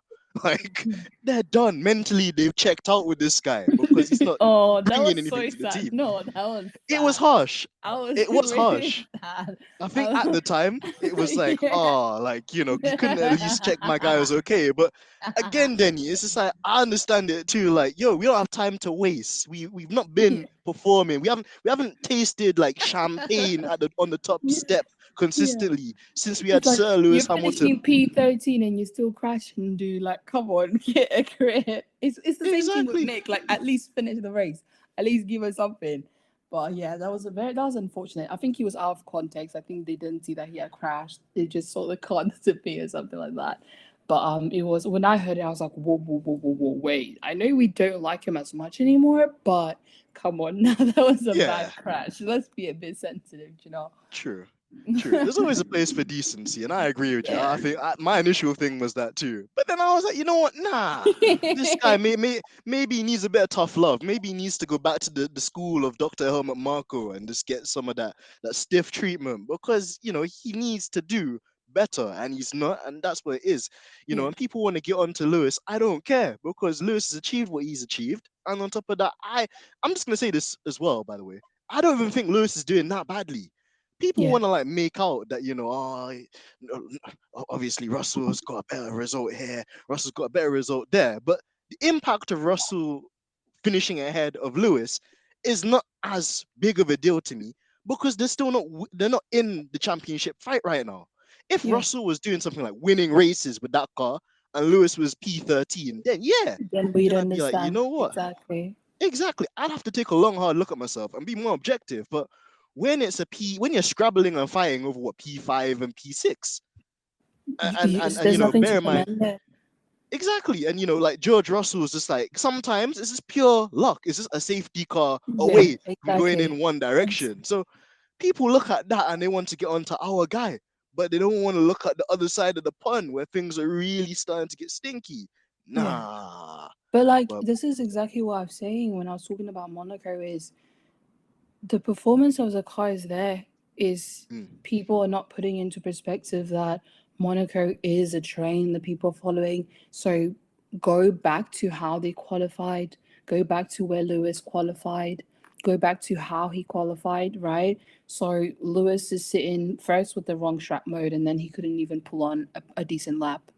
So he qualified P8 and then he finished P8 because that's just how Monaco works. Russell, granted, he got that up on Norris, but that's where the car is. So, Spain, for instance, what a performance! Wow, what more can you say about Lewis Hamilton when he shows you that with the right car he's up there? You can't say he's doing just because he's not sitting in front of the points in front of Russell the whole of the season right now. It's not to say that he's finished. It's not to say that he's not doing the job he's meant to do, because in the races that he didn't, it wasn't maybe luck yet, but not just luck. He's also experimenting. Look at Australia, for instance. He finished right behind Russell, and he had all those senses on top of him. Look at his podium in, was it Jeddah? Oh, Bahrain. Where did he Bahrain, I get think. Bahrain, I think. Look at that. So I think people want to slander Lewis for the sake of slandering Lewis, but when you put the races on the table, he's not doing that bad. For someone that is actually saying, okay, do all these experiments on my car, do everything on my car, let Russell have his normal race, or he race however he want, he'll do the test and practice, but races all on me. He's not doing bad. Monaco wasn't a bad race in terms of, we're in no man's land. It was exactly how it was supposed to finish. It finished how it started. Different from like the people in the back when Gasly was able to overtake and all that. But the top finishers, unfortunately for Leclerc, it didn't work out fine because of his team. But it finished how it started. Monaco is always Monaco. Spain was great. Fastest man on track. Who would have known what would have happened if that lap one thing wouldn't have happened? He would have been right up there. Australia was great as well. It wasn't bad. Miami, it was there. They were there. P5, P6, right? And so, what is it that you can sit down objectively and criticize Lewis Hamilton for? This is What exactly it. races? Yeah, Nothing, Denny, and exactly. that's what it is. But people aren't funny in their people aren't happy in their own homes, so that's why they have to go to other people's homes and try and Yeah, make a mess. and this is And that's why I the don't thing. even engage anymore, because I could ask someone that comes in my mention saying, "Oh yeah, Russell, da da da da," and I'm like, "Okay, well the points are costed on the Sunday, right? So qualifying doesn't really matter. So let's sit down and you tell me where is Lewis lacking in terms of race pace in his race. Where is he actually being unfortunate in terms of his own driving? You'll mention races where safety car was involved. You'll mention races where he had a crash. There's nothing objectively for you to come and tell me Lewis Hamilton is washed, because he's doing exactly what the car is meant to do. And like you said, they're not even fighting for wins. It's not like Russell is up there, top spot, every top step of the podium every weekend in, weekend out, and Lewis is at the back saying, "Oh, guys, I'm struggling. Oh, guys, I'm not working." Both of them are saying they're struggling. Both of them are trying to maximize the points, and they maximize however they can. And then Lewis puts himself in a position where he's like, "Okay, I don't mind taking in a bit more of weight. I don't mind taking in a different wing. I don't mind taking in this or that, because that is data that tomorrow is going to make us triumph. That's data that tomorrow is going to make us have Spain." Simple. So true, so true. And I'm glad that we got that out there too, because yeah, people need to take heed of themselves and realize that their source is different to our source, and that if they and that ultimately they have their own things to be worrying about. Because yeah, Mercedes, and I've always been consistent with this, they're just one click away, they're just one thing away from this car being revolutionary in terms of Yeah. its potential and what George and Lewis are going to achieve from it. So people need to be scared and probably like be mindful that this Yeah. isn't the full picture, and that as time goes by, Mercedes are going to continue to push and find different things. And Lewis is the best pioneer, he's the best, not only this driver, but he's an engineer in a sense too, in terms of engineering the future of the car and how it should Mhm. drive and what it should do and the experience. There's not a situation I don't think Lewis hasn't been in his career, which says Yes. quite a lot, and yeah, if you're gonna put him with the more experienced drivers, like the Raikkonens, like the Vettels, like the Alonsos, I personally think hands down he offers more than all of them, and that's Yes. just facts. But again, And we've on the seen final, that. sorry, Danny, go ahead. No, I was just agreeing with you and saying we've seen that, and the way Lewis maximizes the and put into perspective something as simple as Carlos Sainz, and this is not even to just slander Sainz, but I will indirectly slander him. But he is in the fastest car. He's in a car that no other car in the grid can be up to par, can upkeep or any of that, and he's bottling it. Week in, weekend out. We're expecting something from Sainz, he's up in the wall. We're expecting something from Sainz, he's not finishing the race or whatever, and he's not even getting a what was that, Spain? He was supposed to be at the front. He was supposed to clean up and all that mess Leclerc made. Granted, it wasn't his fault, but he was supposed to be the runner up. He's supposed to be there to clean up, pick up the pieces when Charles can't, when Ferrari messes up, for instance. Even Monaco itself, when Charles, they messed up the strategy, Sainz should have been right up there, and maybe let's see if it was a problem there. But compare those two drivers, compare Hamilton and Sainz. One has the fastest car right now with the strongest ERS upgrade we've seen in a few years or something, and the pace is massive. The driver's supposed to just deliver. He's not delivering, but here's Lewis. He's still sitting fastest man on the grid with the third fastest car. He's finishing in points whenever he can. I think he only missed out in points once, maybe twice at max. I don't even remember. I know there's one race he finished, like Imola was the one race he finished like right P13 or something like that. But he's still delivering, right? We're not the fastest car. And this is why I say if Lewis was given the chance to sit in that Ferrari, no one would see a chance in even winning a championship and even thinking about contending for a championship, because that's what Lewis does. He maximizes, he capitalizes off the car that he has. And when you put him next to drivers like Sainz, they're supposed to be walking away with just podiums weekend in, weekend out, you don't have any arguments to say, oh, Lewis Hamilton is slacking, because he's not. He just doesn't have the car. Yeah. Exactly it, exactly. And you know what? It's funny as well, Denny. The same people like, oh, Lewis Hamilton's only winning championships because of his car, are not the people now saying Lewis isn't winning championships because of the car. Or you are like seeing that the car is the defective thing that's giving him more of a hard time this year. So yeah, this time I'm glad that we addressed those haters and just people out there that think that they know wheel and they know nothing about wheel whatsoever. Them Will Buxton lookalikes and whatnot. But we don't give these people too much time either. They got their sauce, and I'm glad that we dished it out to them. And on the final bit, Denny, of my you know 5-star extravaganza of cooking people, I think Mm. Denny, I'd be remiss if we didn't have an honest assessment of the FIA reshuffle in terms of the regime that they have, and Oof. still the inconsistency we're seeing. And examples I can give is Albon, ignoring the blue flags, 16 blue flags he ignored. Yeah, apparently it was like around 30 because of the panels as well. Jesus, Mm. and it doesn't even stop there. Even Max and Perez crossing the pit line entry line when we seen Mm-hmm. them penalize Sonoda for that. We seen them take a race win away from Lewis from that in Austria a couple of years ago. Mm-hmm. And it just appears to just be. I know we even touched it as well with the delay to the start of the race, but then the lack of communication as to why it was. Because some people were telling us it was a delay with the start lights. Some people were saying it was the weather conditions. Yeah. And just this kind of distraction. I call it a distraction because they're more focused on pants and jewelry than they are on the real crux of racing. Just yeah, I just wanted to just ask you, Denny, what's your assessment of them been since they reshuffled things a bit and we're 7 races in now to this championship? We've talked about this.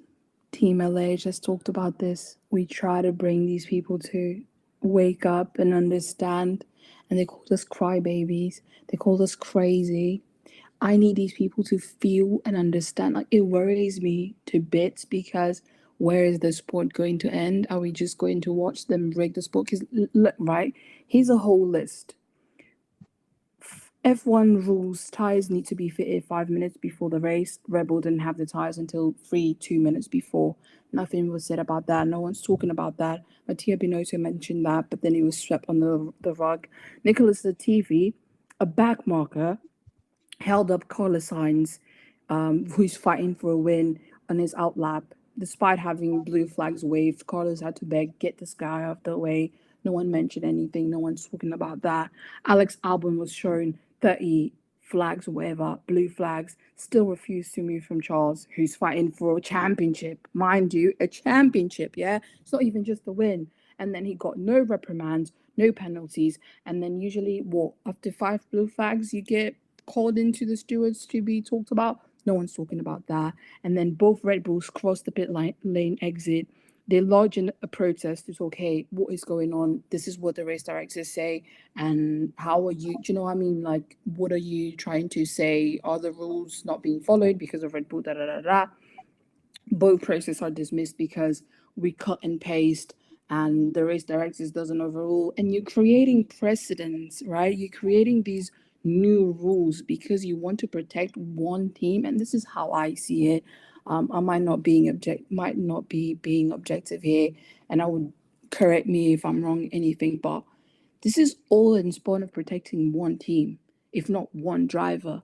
And you're creating things and saying, oh yeah, race director. Do you know how aggressive that wording is of, yeah, race director notes don't really matter, is everything that's in the regulations? What are you trying to say for future races?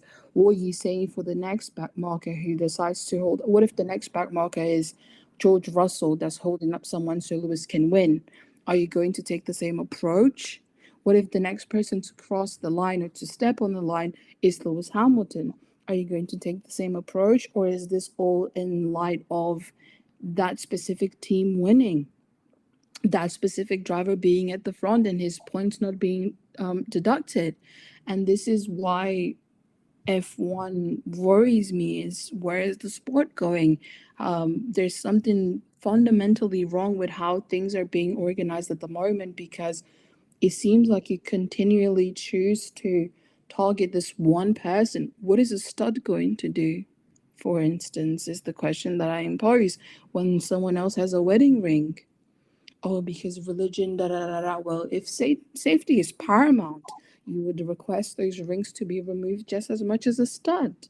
But it's not paramount, is it? It's just this one person you want to target, you want to get out of the way. And this is how I'm going to see every time FIA is brought up to something. There's no way these 5 instances are coincidences. No way. Twice is one too many, you know? And so we need to start having, I mean, I'm done having the conversation. We suffered with Abu Dhabi. We suffered with the 2021 season because it wasn't just Abu Dhabi. Abu Dhabi was the climax. It was where everything happened. But we saw Brazil 2022, like 2 millimeters, that 0.2, you're trying to disqualify someone for that. And every other penalty that Verstappen didn't get and Lewis got and all of that. And so I feel like now it's in their hands. It's their conversation to start having, and the headlines are starting to pop up where Matthias talking about being in, oh, he felt unfair, that this was unfair, da, da, da, da, da, da.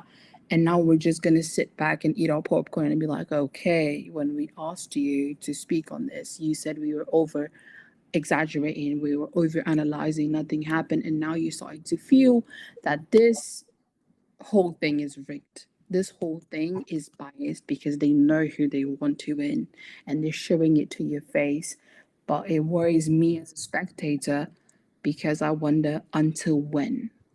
Until when are we going to ignore these issues? Until when are they going to sweep these things under the rug because they want this one person to constantly win, this one team to constantly be at the front? It's a long conversation. It's sad, unfortunately, but it's what we're sitting with right now. And I hope more people start to notice. And I hope it's just basically telling us that this new direction they're taking isn't really changing anything, because we're still having the same problems. 5 races into the season, 6 races into the season. That's exactly it, Denny. With these people, essentially, they're just taking piss and calling it shit. It is just the same crap, but just on a different day, and I can't even like capitalize the words. It's like how unfair and how unreasonable they've been with some of their actions and lack of actions in some cases. Well, I could go further and say, obviously, Sergio Perez overtook Sainz under a safety car procedure, and Yeah, then they didn't invert the positions back. He only inverted the positions once Max was well down the road, and Sainz had lost his opportunity to try and make a for move attack. on Yeah. Max. Yeah, and and it's the inconsistency as well. This Magnussen, again, you could say that the Magnussen and Lewis thing was maybe a racing incident if you wanted to be liberal or take the liberal view, but then Ocon gets a penalty for, I think it was the move on Mick Schumacher. But then Daniel Ricciardo doesn't get a penalty for basically wiping out Science at Imola, in a very similar kind of incident. So So, yeah. it's really shocking. And like you said as well, like at this point, it's like Team LH, we're just tired because how many times or what actually has to happen for them and for other people to take heed? Because all the Ferrari fans that you mentioned, they weren't saying anything. And now that it's them No. that they're drawing the short end of the stick because they're the Yeah. ones that are subjected to the unfair kind of treatment. Now all of a sudden they're saying, "Oh, that's not right. That's not fair. This isn't how it should be." But that's how it's been for a very long time. For a And like you very said as well, just with and it's a huge distraction. What's going on with like the jury? The guys have been wearing their juries and their garment for years. Like Lewis has been wearing his nose piercings and stud piercings and whatever he wants to wear for years. What is it to you? Just like, and if God forbid something happens, at least, I think if you're doing it for the sake of safety, you can advise people. And if people don't want to take that advice, fair enough. But Mhm. when you're starting to encroach upon people's personal kind of beings. You're encroaching upon people's personal rights, like people's ways of expressing themselves. It's just wrong. And where does it stop? Because it will be piercings, then it's gonna be pants, then it's gonna be, oh, we don't want this type of driver. We don't want like a driver from this background. Oh, like Yeah. there's a war going on, we're gonna ban this driver. Like, it's really weird. And it like I think what they need to do is pick what they want to do. Because if it's a case where F1's gonna be entertainment and not a sport, then that's Yeah. cool. I'll go and watch other sports. I'll go and watch Indy 5. I'll go and watch the Indy 500. I'll watch the IndyCar series. I'll go and watch the GT Freeze and the GT World series. I'll go and watch other motorsport disciplines that have more integrity, if that's the case. But don't like lie to us and say, yeah, we're concerned about the driver safety. Yeah, we want to make the racing a lot better. And then Hmm. every single opportunity there's, you either disapply, you don't approve the rules, you don't follow the rules, you make new rules up on the spot Yeah. just for the And you're sake of not the making story. racing better. Racing isn't described by what a stud is or isn't. You know what I mean? Is he wants to wear his stud, let him wear it. Everything else gets like he takes off all his chains, all his watches, all his bracelets, all his rings, all his earrings. He makes sure that is just one stud that is supposedly covered by your so safe helmets. What could possibly happen? This Yeah. is it. This is exactly it, Denny. And they're very quick to say, "Oh, Lewis isn't setting a good example to the kids out there." But then you've got Max on the radio, effing and jeffing on the radio, and I get it. That's human, but at the same time, when it's him, oh, it's fine. Oh, it's just it's human for people to get frustrated. Oh, Yeah. well, it's just heat at the moment. When it's Lewis, oh no, he's No, being the too double aggressive. stud. Yeah, the double standards are surreal because you don't even have to get to just Max. London Norris was seen cursing and being sad about the interns and all of that. And he got sympathy from the world. It was absolutely madness. Everyone felt for Lando. Everyone is so sad this happened to Lando. It was his first win and all of that. And then you look at what was it with the was it Sochi for Lewis, where he was upset that they made him lose the position, da da da da da. But he had to pit, and he had to come on Instagram and apologize for that because the heat of the moment, da da da da. Why? Every single time Lewis gets no sympathy. It's never okay. He's upset because they made a strategy that he didn't agree with. It's always everyone else but Lewis. Less everyone else can do it, Lewis can't do it. And this is why people say, oh, we race against one, because it's exactly what it seems like. You want everyone to be human, everyone to have better racing until that person is Lewis Hamilton.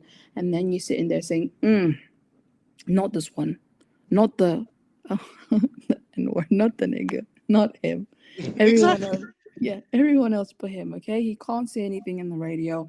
And also, even when he says something so subliminal as, hey, do not tell me George's times. I want to hear the race leader's times. Why are you broadcasting that? What are you trying to do? And this is a tweet that I put out is, it's been 6 races. I'm not good at maths here, but I think if every race has 4 sessions, how much is that? Every Six, race weekend has 12, four races, and we've had 6 races, whatever, 20 odd sessions that we've had. Lewis Hamilton listens to George Russell's times every single time. I have, and I kid you not, I have his onboard on every single session. I never miss one session. I hear George's times in comparison to Lewis's every single session. The one session, yeah, then the one session he says, I don't want to hear George's time. Only tell me the fastest is the one session they broadcast. Why? So, Denny, I'll give you a better one. They never show the graphics, like the time delta between a leader and a lapped car. Why did they think it was necessary in Imola To to show show the time Lewis's. delta between Lewis and Verstappen when he was getting lapped? Exactly. And this is what I mean by whether it's unconscious, whether it's conscious at this stage, I don't care.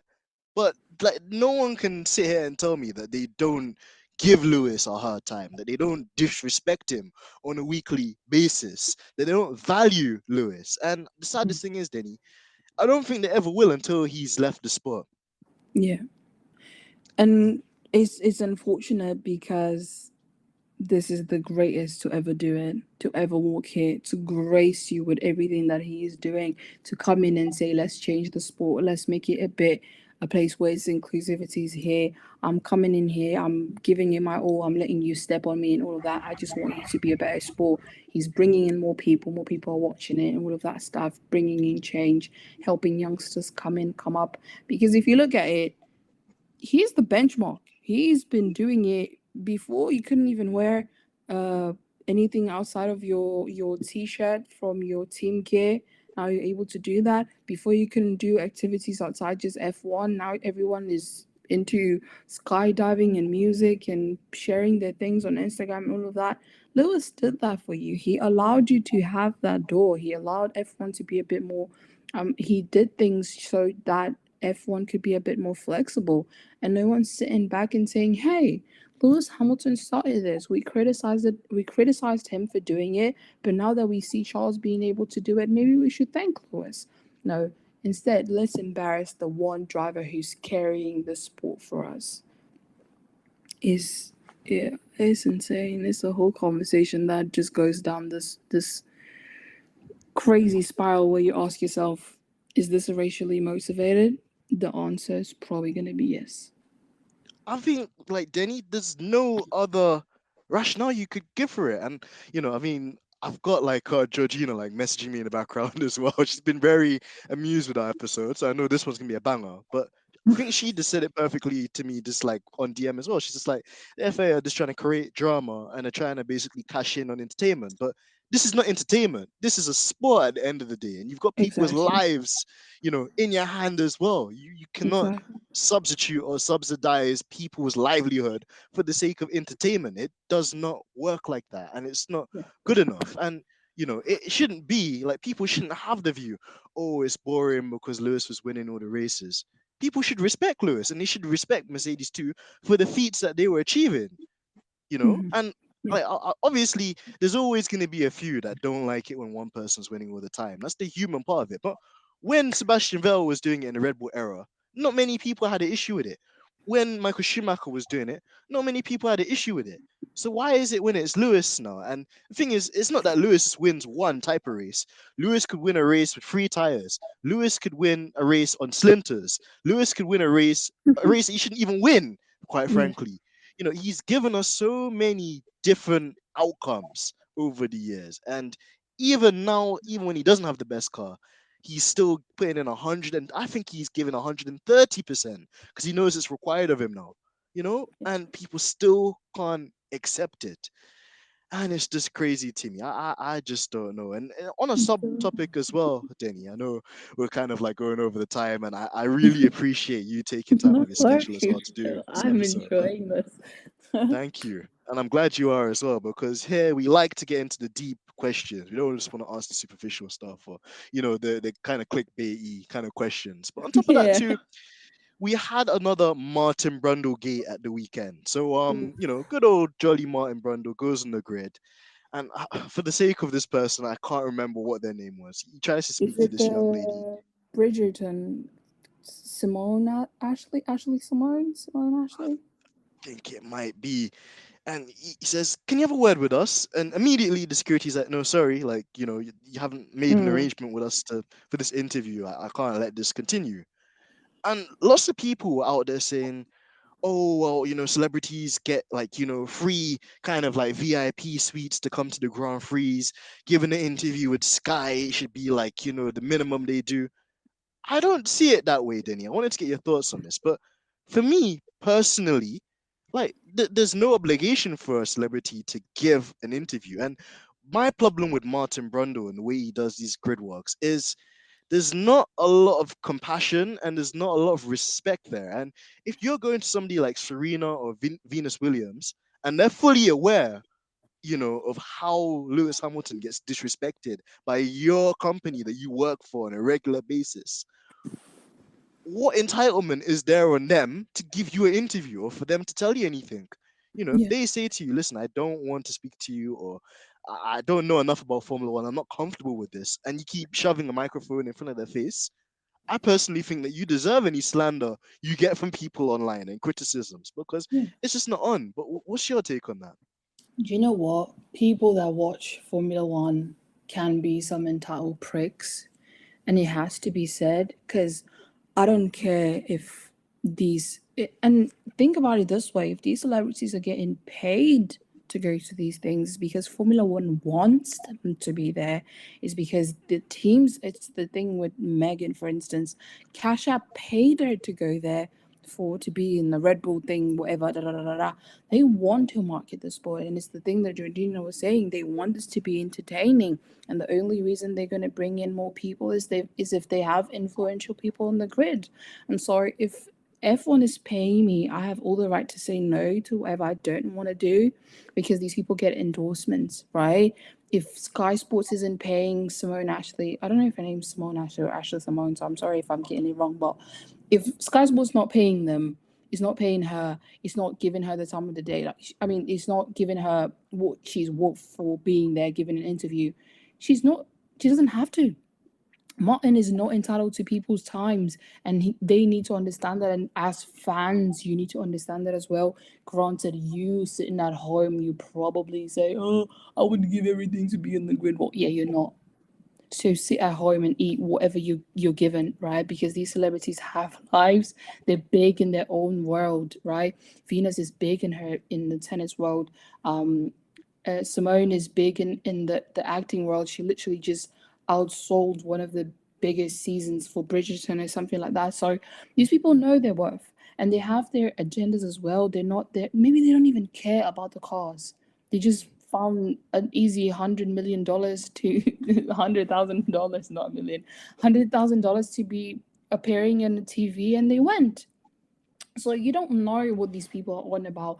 You don't know why they're there. You don't know if they were invited by a driver, if they were invited by a team, if someone paid them, if they're getting a lot of money just by standing there for 5 minutes. So you need to maybe tone down the entitlement and stop thinking that. And this reminds me of what someone's, I don't even want to mention their names because I don't want to like bring back things, but someone said, "Oh, this is our home, so when you come in here you need to respect the people and the traditions and all of that." No, you need to respect people that are there because just as much as you, they also are there to maybe watch the cars and not be spotlight in the grid walk. And rightfully so. I think you're kind of lucky because I watched this video just this morning because I didn't know what had happened. And Martin was kind of respectful, I think, of Simone this time. I think he learned with Megan how things can quickly turn. And it's also because he's outrageous. He's outrageous. His encounters are always with people of color, and so it started to become a pattern slowly and slowly. So I think this time he handled himself well, where he was like, "Well, hi," and the guy interrupted and was like, "Sorry, she doesn't want to do interviews." He said, "Well, if you don't want to, that's fine," and he moved away. He apologized, but it's just for the fans is understanding that humans are humans and sometimes they're not going to want to do things and they're not obliged to do it just because you're sitting at home thinking, "Oh my gosh, grid walk is the best thing ever. I would give my limb, I will sell my mom to go to grid walk." Not everyone is going to think of that because sometimes some people are maybe just getting into the sport. Some people are there just to see Lewis Hamilton. Some people are there just because, like I said, got a big fat endorsement and they're like, "Oh, 5 minutes on the grid, sure," you know. And I think Formula One at this moment, and people need to understand this, and I'm sorry that this sounds harsh, but at the second, Formula One needs the celebrities more than the celebrities need Formula One. And maybe that is a very harsh thing for old fans to grasp, but unfortunately is the reality where the sponsors are taking F1 to. Wanting to expand means you go into uncharted territory, means you go into other people's territory, right? And when you're getting into other people's territory, you knock on the door, you ask for favors, you're the one who needs them to be there to help you be something in there, right? So these Americans are very well known.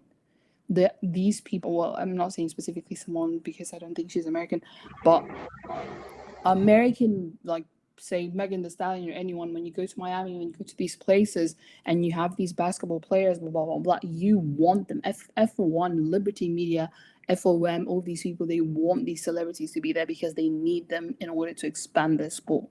Otherwise, what's the point of even trying to get 3 races in the US?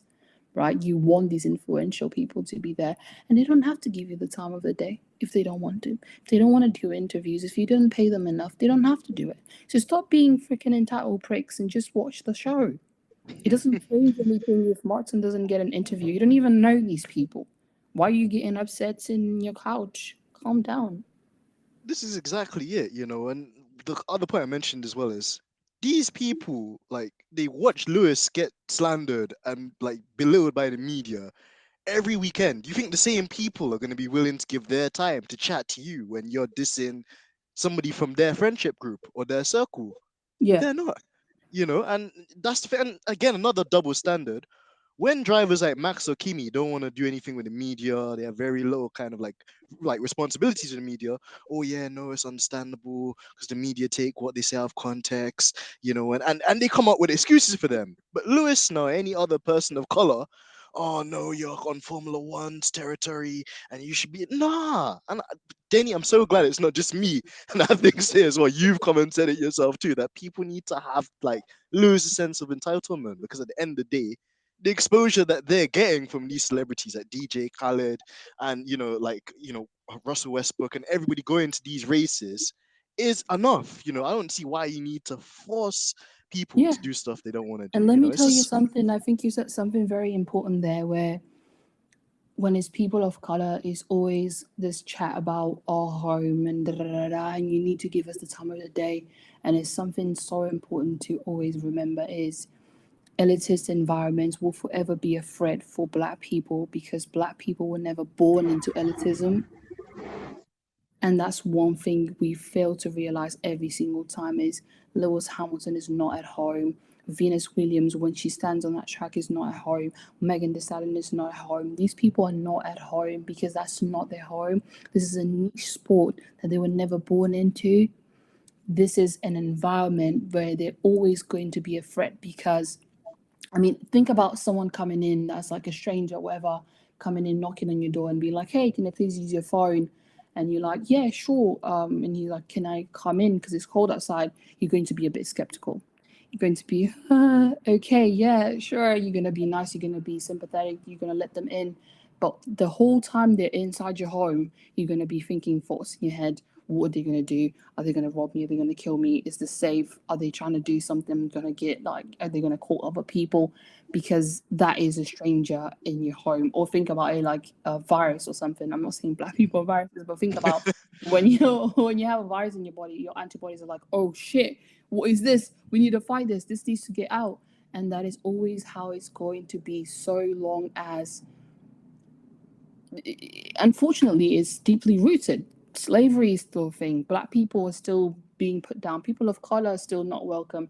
And so long as these sports continue to be, and I think this is why Lewis Hamilton wants change to happen so fast and so quick. And he knows it's not going to happen fast, but he wants to do it whilst he's still in the sport, because maybe tomorrow someone is going to come in that is not as strong as him or not as talented as him. Right? Imagine a black guy in the grid and he's getting whooped. He's getting back marker. He's getting lapped every single race. That's going to be hell for this person. You know what I mean? And so I think the reason why we need to start changing is so we can understand that Black people aren't a threat. This can be our home as well. We are evolving. It's 2022. You don't have to be selective with the people that come inside your home. And it's a long discussion, but I think elitist environments will forever be a threat for Black people because Black people were never born into elitism. It's something that people need to start understanding. And Formula One is unfortunately an elitist environment. This is exactly it, and you touched on it there as well, Denny. Like, I'm so proud of Lewis for what he's doing with the sport because it's not only just for himself, it's like he's building a foundation, for the next engineers, for the next racing drivers, for the next, people that look like him or come from a background like him, and you've got great like commissions like Mission 44, which are now trying Mhm. to open the doors as well, to people from different backgrounds, lesser backgrounds, people that wouldn't traditionally even get the time of day. Now there's going to be opportunities for them in the future to actually pursue their dreams. And at the end of the day, I don't see how a person's like skin color should prevent or prohibit them from being able to achieve their goals or dreams or ambitions. And I think it just speaks and it's a testament to Lewis and everything that he's achieved and everything that he's continuing to do, for the people. And that's why I think of Lewis as the people's champ, in terms of what he does, what he's offered to the sport, and the legacy that he's going to leave behind. Yeah. So yeah, I'm really grateful that we had this conversation as well. And then to wrap it up as well, Denny, we've got the upcoming Grand Prix in over a fortnight's time at Baku. Then we also have Canada, which we haven't raced at for quite some Been years a due long to COVID. time. Yeah. Exactly. So what are your thoughts and predictions going into this race, from the Mercedes perspective, but also just on the wider kind of scheme of things? I don't know. I think Mercedes is going to start getting the performance. I think I'm torn personally because sometimes I have this feeling like, okay, maybe we are a midfield team this season, but part of me doesn't want to accept that. And Spain just brought things out. We're like, okay, maybe we can do well where we have straight line speed because George was a testament to straight line speed that started to show when he Max couldn't even overtake him without the advantage of DRS and all of that. So I have a feeling Lewis is going to get a win in one of these races. I'm hoping it's in Canada because that's where everything started. Maybe the universe is getting us amped up and ready for a win there, and it's going to be historical. But I think Mercedes is going to be there battling. I think Baku is going to be um, the track. It's going to be it's a power hungry track as well. We need that power. I think that second PU is looking very strong for Mercedes. The straights are that straight. Just thinking about that straight in Baku scares me. But I think Ferrari is going to be the team to beat. I don't know why. I think their engine is way in for that specific track. I'm hoping we get a Mercedes podium, both of cars up there. I think we will because I don't see why the upgrades that we brought in Spain wouldn't work in Baku. Maybe someone else with a bit more of a technical mind knows a bit more than me. But I think Baku is going to be the place to be for Mercedes. Absolutely, and I think you're spot on there as well. I'm in a similar street in terms of I think Baku will be a good hunting ground for Mercedes. Obviously, like you mentioned, the long straights will help. And in Barcelona, Mercedes was like the highest in speed traps most of the time as well. So I think they've definitely got a package that can work there. And even with Canada, that's more of a conventional race circuit too, with the corners, and even that has a long straight, in the final sector before you get to the Wall of Champions for the final turn or chicane. So again, there's some really good races that I'm sure we're going to see, in the next couple of weeks with that car. And ultimately, yeah, I mean Ferrari as well looks like they've been like holding their cars quite close to their Yeah, chest. I yeah. think in Spain we even saw a kind of move forward with them, and it seemed to be until Leclerc had that reliability issue that car was just in a completely different dimension. So they're also going to be looking quite strong. But then, Mm. yeah, I'm also intrigued to see what Pirelli will do with the tires this year, particularly at Oh Baku, yeah, because I know yeah. last year we had And tire then with gains. Baku also you don't have like setup wise, you don't have to you're not as forced to make a choice with Monaco, like as in Monaco. So Monaco, you need to basically choose between downforce for all the twisty beats or less drag for the straight. It's kind of an either or. I think with Baku, it's much easier for you to find a setup where you're like, okay, we're good to go, because you don't have as much slow corners and all of that. You focus a lot on the power. So it's going to be fun to see where we're at. Exactly. And then fantasy question, Denny, I wanted to put forward to you too. if there was one race you could go to on the calendar this year, Ooh. and you got the opportunity to go for a hot lap with Lewis Hamilton, what track would you Hmm. pick? Ooh, that's a good one. I think Japan. Suzuka, I okay. think that, yeah, I think Suzuka would be it for me. Either that or do I want to say, do we have Qatar this year?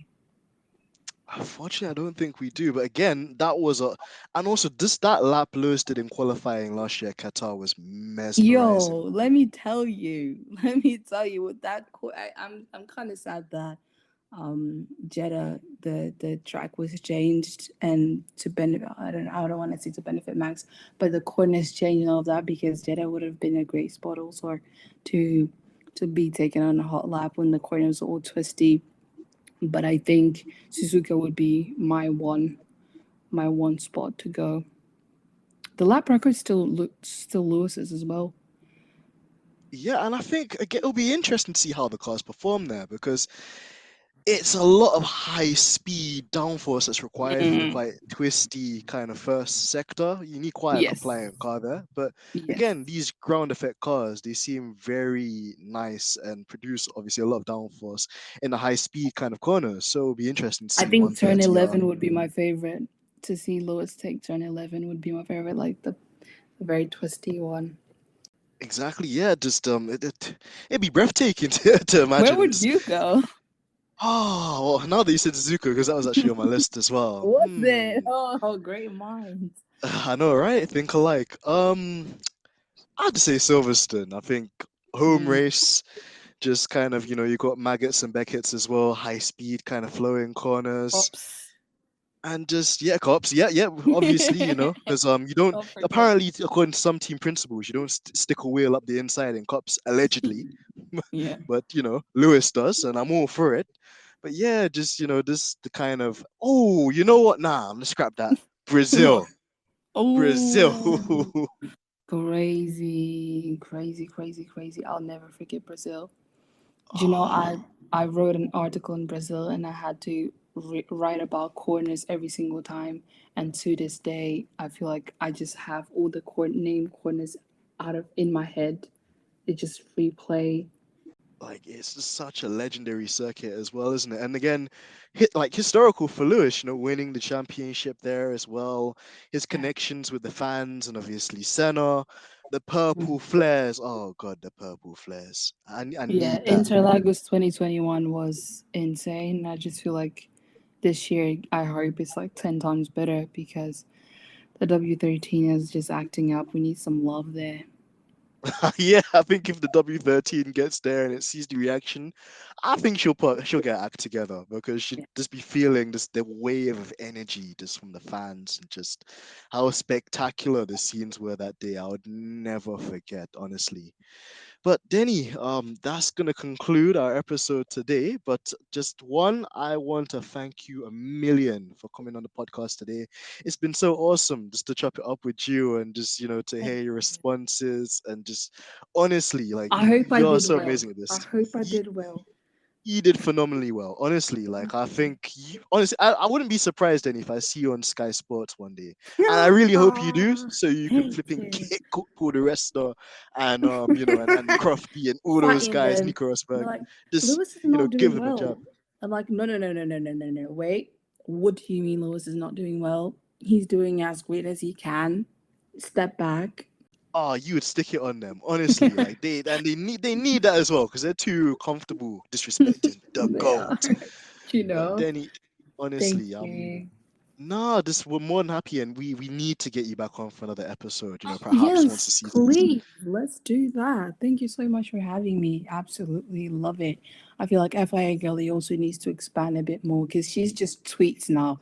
So I think starting to come up a bit more out the shell should be fine. So thank you for having me. I love, love, love having this conversation. I feel like we could have gone for 2 more hours. But Genuinely, I feel like we were just getting started. That's the you're thing, right, and you're right.